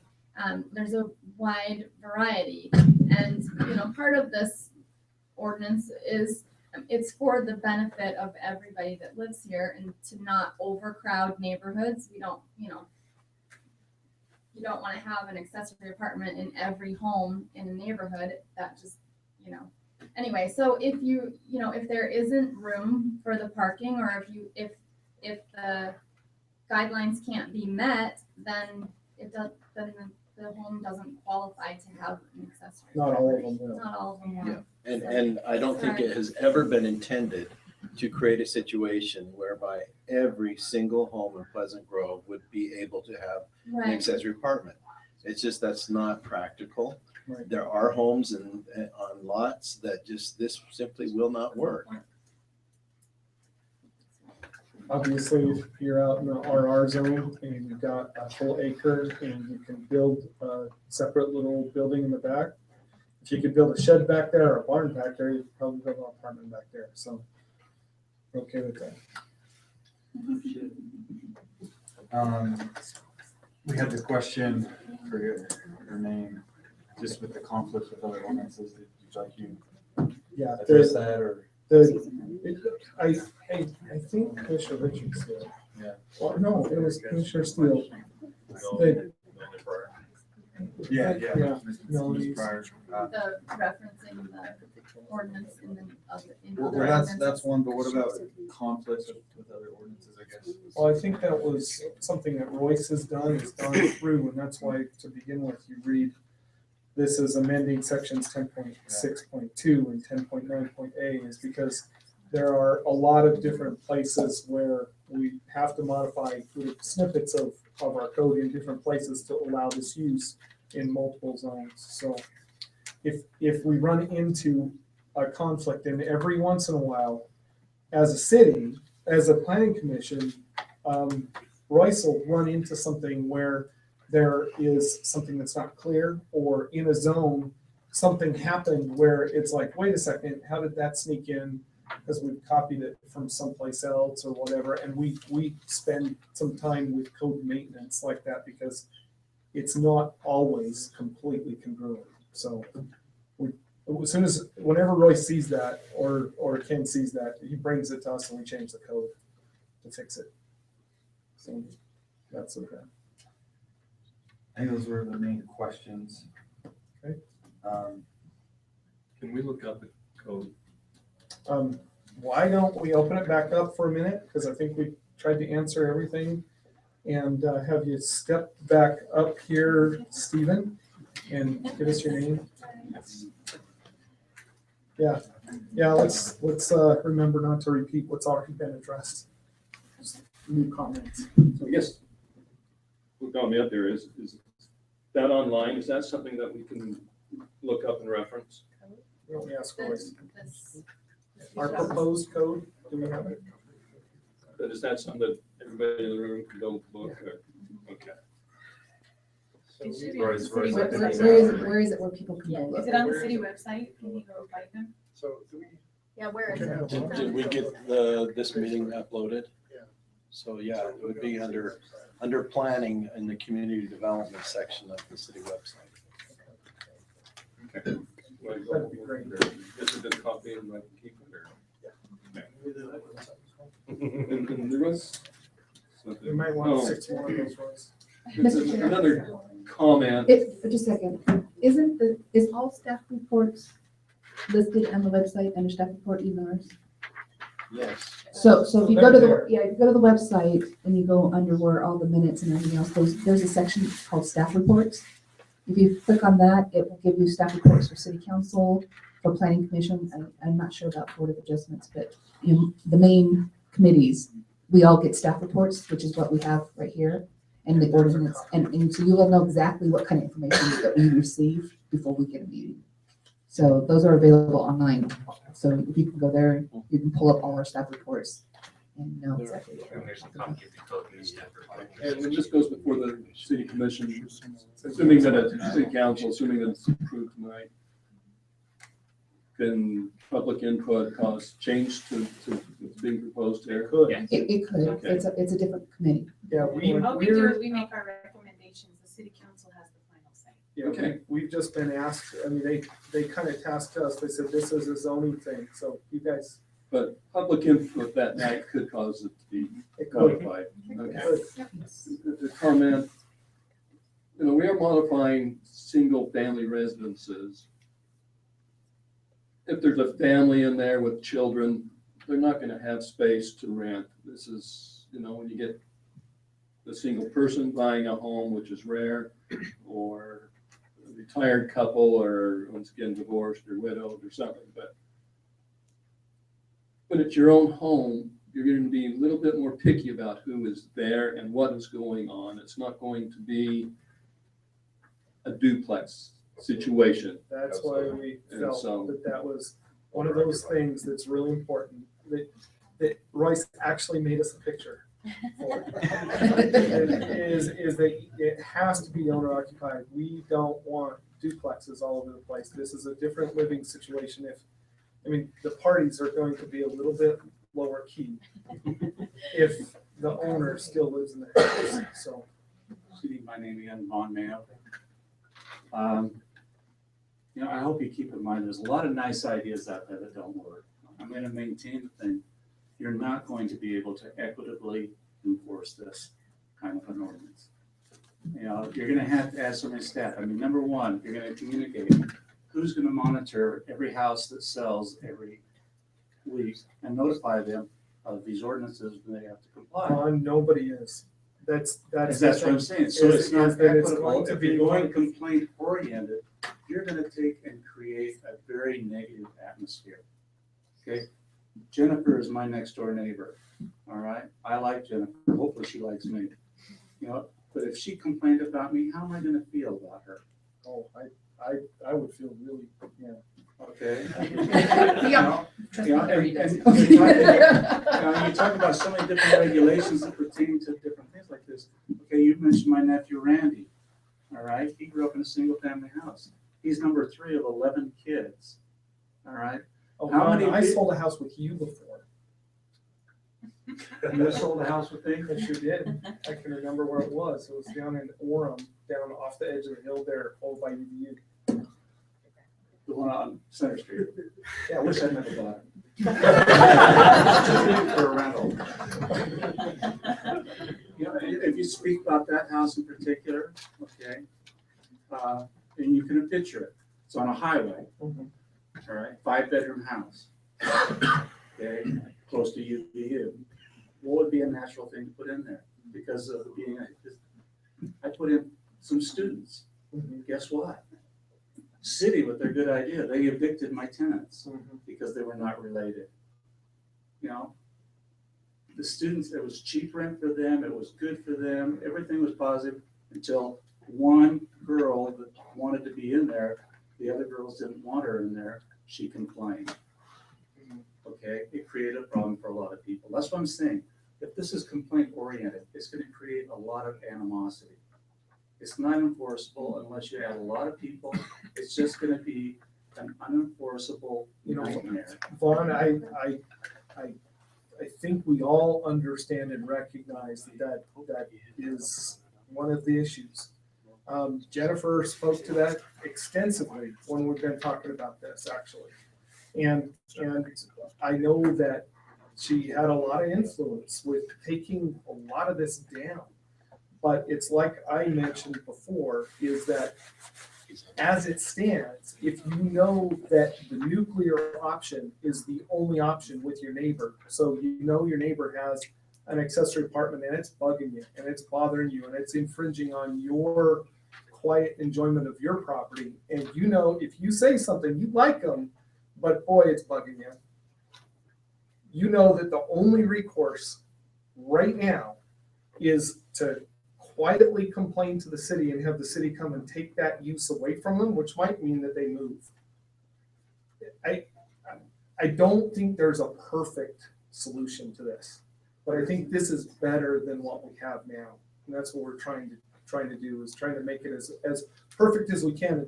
We acknowledge that it is not gonna address every problem in every situation every time. But we are not all in complete agreement on every bit of this code.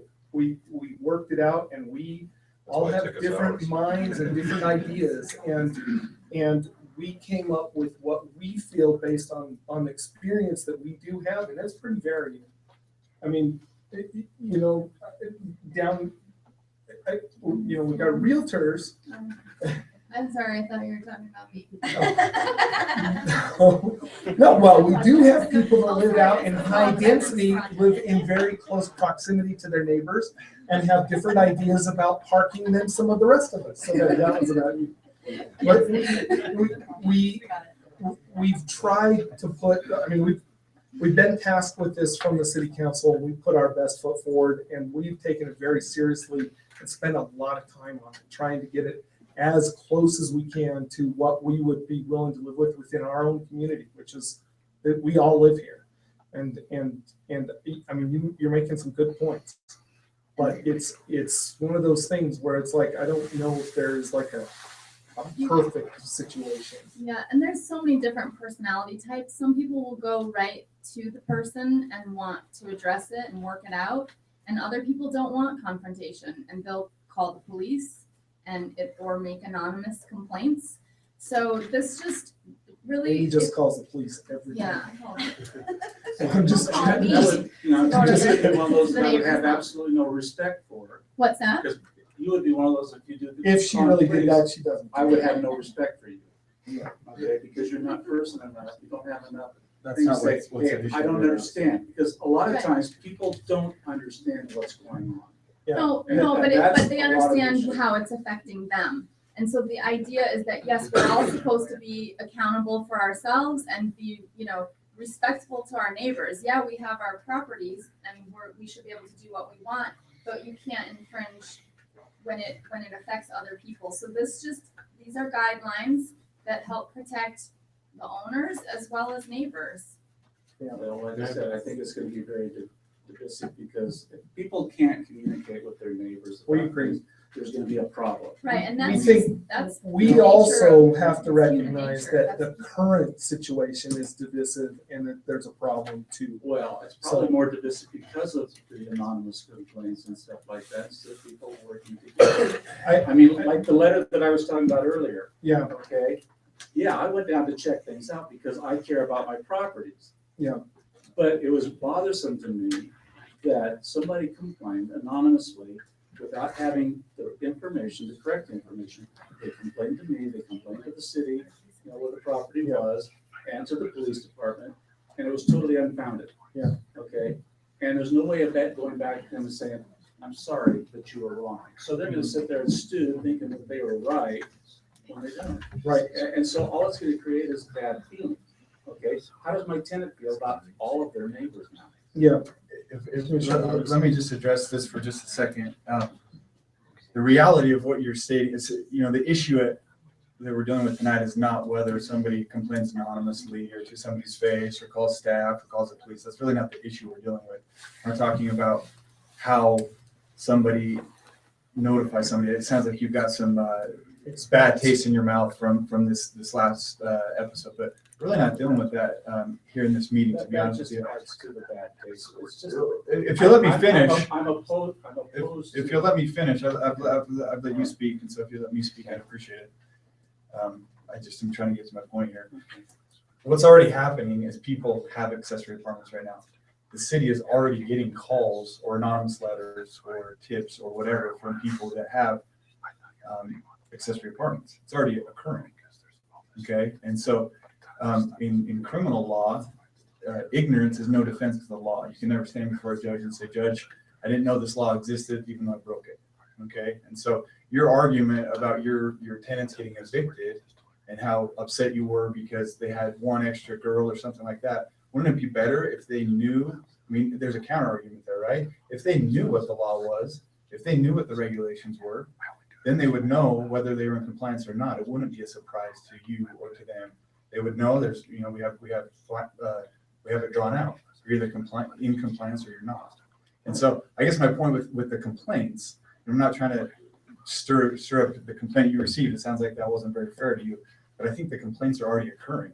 So I don't see how they're going to increase now that we actually have uniformity and a lot of it now.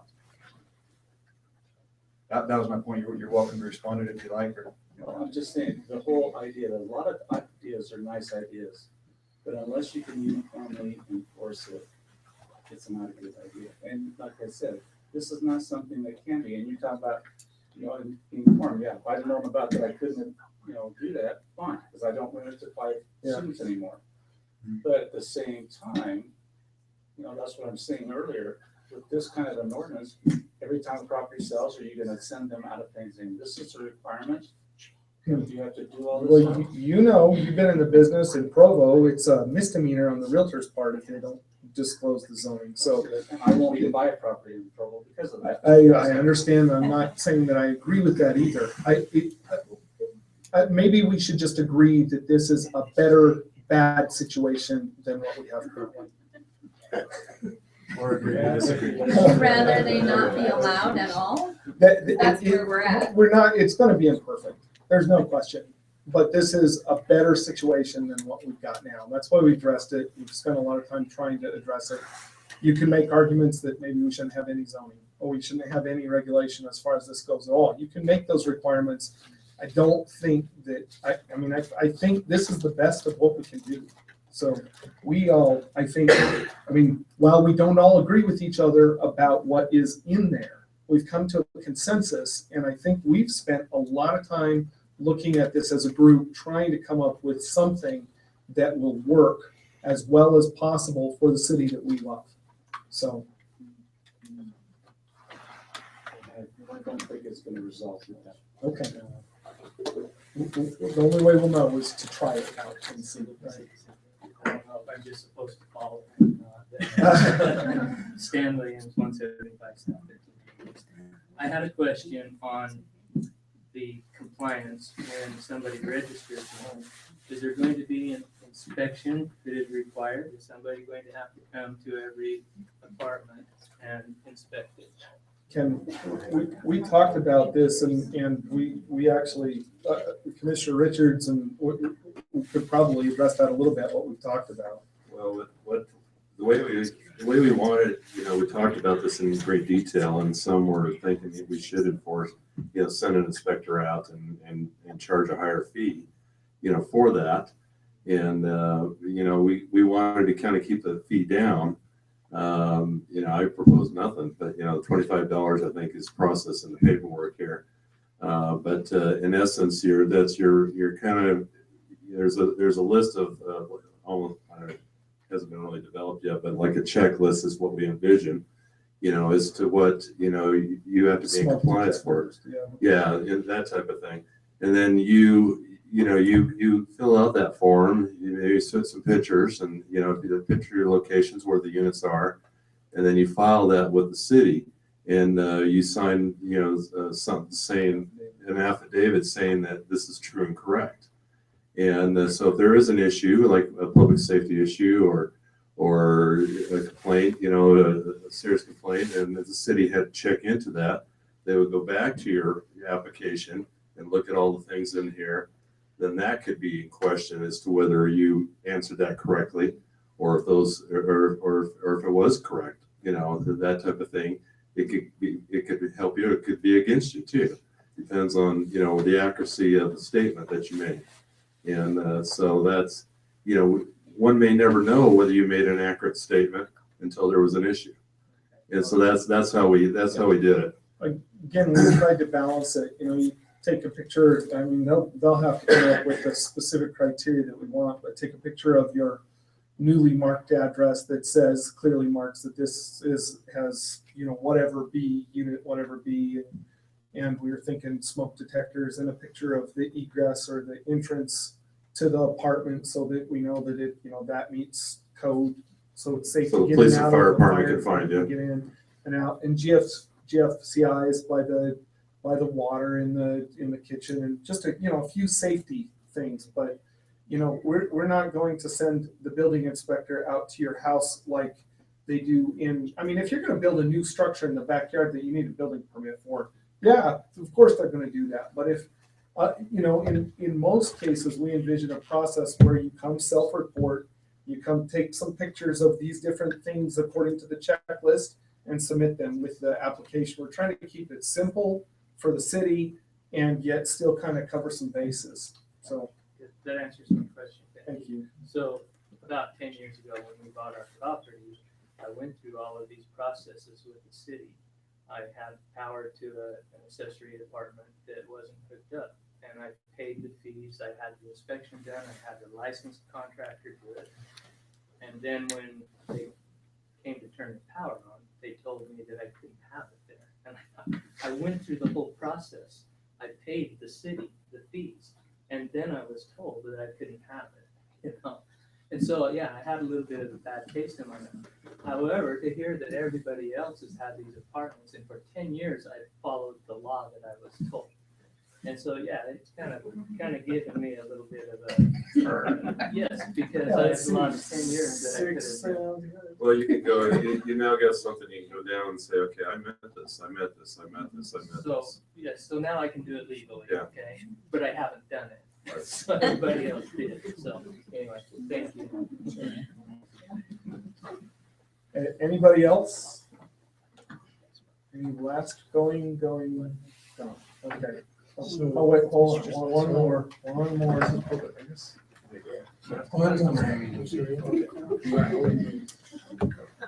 Sorry, I'm obviously just stepping in, but as I'm listening to this, I do have some questions regarding, you stated that the whole reason this has come up is because the city council asked you to look into it. No, that's not the whole reason, but they Okay, have on that, the that's basis, where on our the basis of responsibility is. existing complaints, is that correct? I think it's a combination of No, I don't think it has Request? to do- I'm just curious what the nature, need. I'm It's curious need. about the nature of the complaints that were mentioned. Uh, But You've someone said missed that a there lot was- of discussion, and we've asked, is this a common thing? Are there a lot of complaints? They've responded, there's not that many complaints, but they've also responded that there's a whole bunch of people from the community that call and say, what do we have to do to get our accessory apartment legalized, and are they okay, and are they not? This isn't complaint driven so far, this is need driven. There's a need here that needs to be addressed. That's why it's being addressed. Okay. It's been halfway addressed for a long time. It's been ignored. There's been nods and winks and people that have gone through hoops to get them put in correctly where they met all the building and zoning code and went to that expense and haven't been able to use them. And there have been other people that have had 3 apartments in their house that never asked anybody about it. We just need to address it. Okay. I was just curious about that Yeah. because I too get concerned about bureaucracy. Yeah. And whenever, one new thing is created, it's a slippery slide to the next thing. And Right. so I do get concerned about having to do something when it may not be necessary. This is So- one of those things where we're just trying to balance the situation. I mean, right now, for example, as we mentioned, if your neighbor has an accessory apartment and they're bothering you because of parking, and your teenage son gets mad enough that he calls the city, instead of coming to you and you walk over and talk to the neighbor, then the solution that the city has right now for that little problem is to come and remove the use from the homeowner. That might not be what you even want. Well, are There might be a what lot are the better ways to nuisance handle that. ordinances, the existing nuisance ordinances? Are there not things that address those type of things without But if going to? you're in violation of, if you have an accessory apartment, it's illegal. And so if they get a complaint, they take it away. That's it. We're fixing that. Okay. Okay. And, Thanks. you know, like Mr. Moon said, years ago, right? I mean, this has been going on. It's been about 1.5 years that we've been actively looking at this, but there have been committees and groups that have been looking and studying and proposing things for years. So there was a lot of information that Lot of that had been input. collected over the years. It's been an ongoing discussion with the city, between the citizens and city council and planning commission. It's been an issue for a long time. It really, That's hundreds perfectly and fair. Like I maybe said, thousands of I'm just hours. one that likes to If keep you can- government things as Yeah, I limited get as it. possible. But I get it. Thank you. Thank you for your concern comments. Okay, I think we'll close that and bring it back up here. And do you guys have anything else from all this discussion that you think we ought to get on the record? I'd like to make a comment. Sure.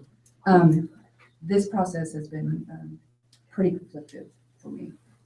And so we were asked to take on this assignment, and I did my best to cooperate and do my part in this assignment. And I probably had done a lot of the arguing based on some of these decisions. My whole opinion on this situation is there are situations that exist right now that does not require these requirements and these regulations. And so it comes down to a rental or basically somebody paying to use your space. And I don't think that they should be, targeted or singled out just because they're trying to increase their income or to help cover their costs. And I've stated that multiple times. And I am extremely for property rights, and I think that, like some people have already said, and I've said it multiple times, people should be able to do what they want to. And so with regulations, I think less is more. And so this is the first time that I've actually got to represent myself and my personal opinion, and I get to vote my personal stuff and my personal opinion. And I am conflicted because right now accessory apartments as they exist is not allowed by law or by code. That is extremely frustrating for me. And the fact that this ordinance or this code, I'm not okay with. I don't agree with it. Even though I did my part to participate and to balance it and try to negotiate and try to get it to the most friendly and the less regulated I could possibly get it to, I'm still not okay with this. So I will not be supporting this ordinance on the basis that I think that it should be allowed. And it should be allowed like a mother-in-law's, situation, my situation. I think that, I don't even think it should be registered. I just think it should just be allowed and let people do with their property and their income and their financial situations that they feel fit, that they need to survive and to continue their lifestyle. So that's where I stand. So there you go. Okay. Anybody else have anything they want to say? Well, Okay, go I ahead. do have something to say. No, I'm all for property rights too, and for people being able to do what they want to do, so long as they don't infringe on the rights of somebody else's rights to do what they want to do. So like that you can't escape that. Yeah. Like, so Yeah, that's my only. My dad always used to quote that one man's freedom ends where another man's nose begins. Now, I'm going to ask if anybody has a motion, because we're going to see if we can forward this on to the city council. And Jennifer, I'm going to say I appreciate you being a part of the process. It might not be ultimately what you personally are for or want, but I appreciate your input and trying to get it. I mean, this is, we all have different opinions and we all try to come up with something that we can all live with. If you can't live with what we actually came up with, I get that. It's not what I want completely either. But it's enough for me to say this is better than what we've got. And I'm not sure we're going to have another shot at getting it any more perfect. I think we can amend it over time. I think we'll run into more problems, and the way government works is we deal with that and we say, you know what, this isn't working, and we try to deal with it at that time. But I think this one protects property rights of the individuals and balances them with the quiet enjoyment part of property rights for the neighbors. So I think we've done the best we could. I'm proud of the job that we've done. All of us have done, including the input that you've given. So can anybody want to make Can I say something Yeah. before a motion is made? Just to, and I don't want to drag this on any longer, but there's something that I think I would like to recommend to city council that I don't think we really fully covered here, and if you guys disagree with me, I'd like to know, but we really don't have any due process established, right? So what happens if you do get fined? Is it just a ticket? Is it actually, like you said, was it a class C misdemeanor? Is it an infraction? What's your due process rights to go say, no, actually it wasn't compliance? I think that's something that city council should consider. Unless, did I miss something? Is that in there already? I think that we should include that in our recommendation. I think we should, and I don't see, I think part of that is that we've done our part of the job, and I think the due process end of it is more staff and city council. So, Right. so That should be our very recommendation. so, Right. any second fine would be handled the same way. It says a lien in this paperwork.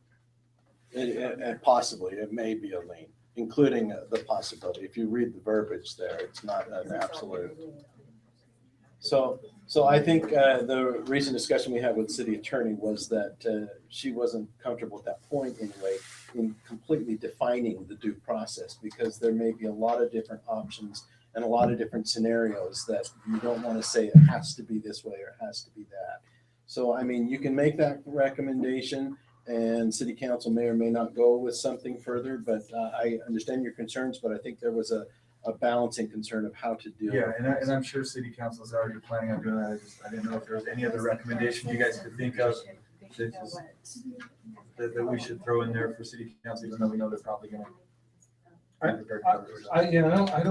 think we should make that a part of the motion, that has not specifically been addressed, and that may be something that staff and the city attorney and the city council can address. We're talking about property use here.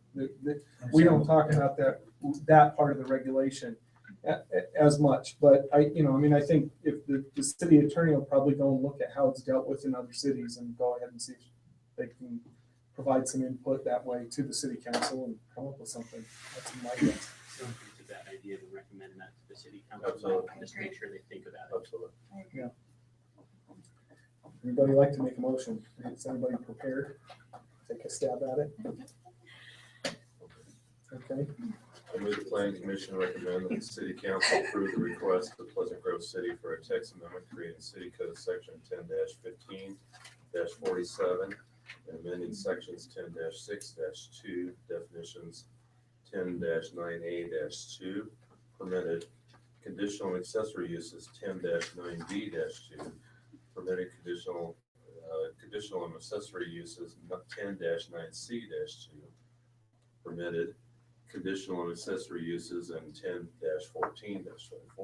10-14-24-2-C permitted. Proposed amendment would affect properties in the A1. You skipped one. Did I skip one? Permitted conditional. Right after C. Okay, I skipped one, sorry. Permitted conditional accessory uses, permitting accessory apartments in the Pleasant Grove City Code. The proposed amendment would affect properties in the A1, RR, R1, and RM7 downtown village and the Grove mixed housing subdistrict, and allows for accessory dwellings and single family homes in the Pleasant Grove City Code. And would include the recommendation that that the staff and city council look at a due process procedures. Yeah. Okay, we've got a motion from Commissioner Richards. Do we have a second? I'll second. A second from Commissioner Adams. All in favor? Aye. All opposed? Aye. Or nay? Nay. Okay, so that passes with one, negative vote. Okay, now we've got one more thing. Thank you all for And coming. again, this item is not completely approved here tonight. It's going forward to city council on Tuesday. Meeting starts at 6 in this room. And the public is welcome to. And they would love that your as well. input. They're actually planning, just like we were planning, if it gets big enough, if there's enough people that want to give input that evening, they're planning on moving it over to the rec center. Yeah, as we were prepared tonight, so it depends on the size of the crowd. It depends on how many people show up. So thank you for being here. We've got like one or two more little quick housekeeping issues that we got to deal with. And then we'll close, but you're welcome to step out if you want to at this point. We'll go to item number 9, reviewing approval of the minutes from October 8th, 2015, and October 22nd, 2015 planning commission meetings. Mr. Chair, I'll make a motion that we approve the planning commission minutes for October 8th. Okay, we've got a motion. Are you guys running into something? Well, we can't do it. We may have an issue.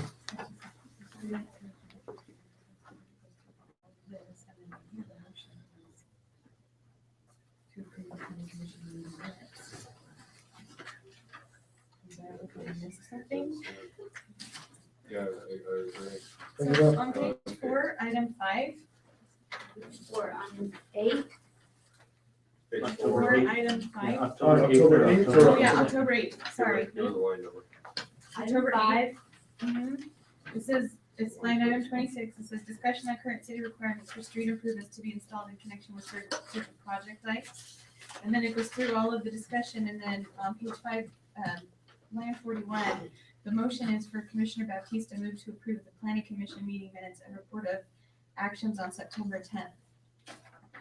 So I don't know where our decision on item 5 went. There was no decision on item 5, it was just an item of discussion. We didn't have to make a motion or anything. Yeah, on it? we were just talking It about. says it was discussion. Yeah. Okay, perfect, that's all I need to. Okay, then, so we've got a motion from Commissioner Baptista. Do we have a second? I'll second. We have a second from Commissioner Richards. All in favor? Aye. Mr. Chair, I make a motion that we approve the Pleasant Grove City Planning Commission minutes for October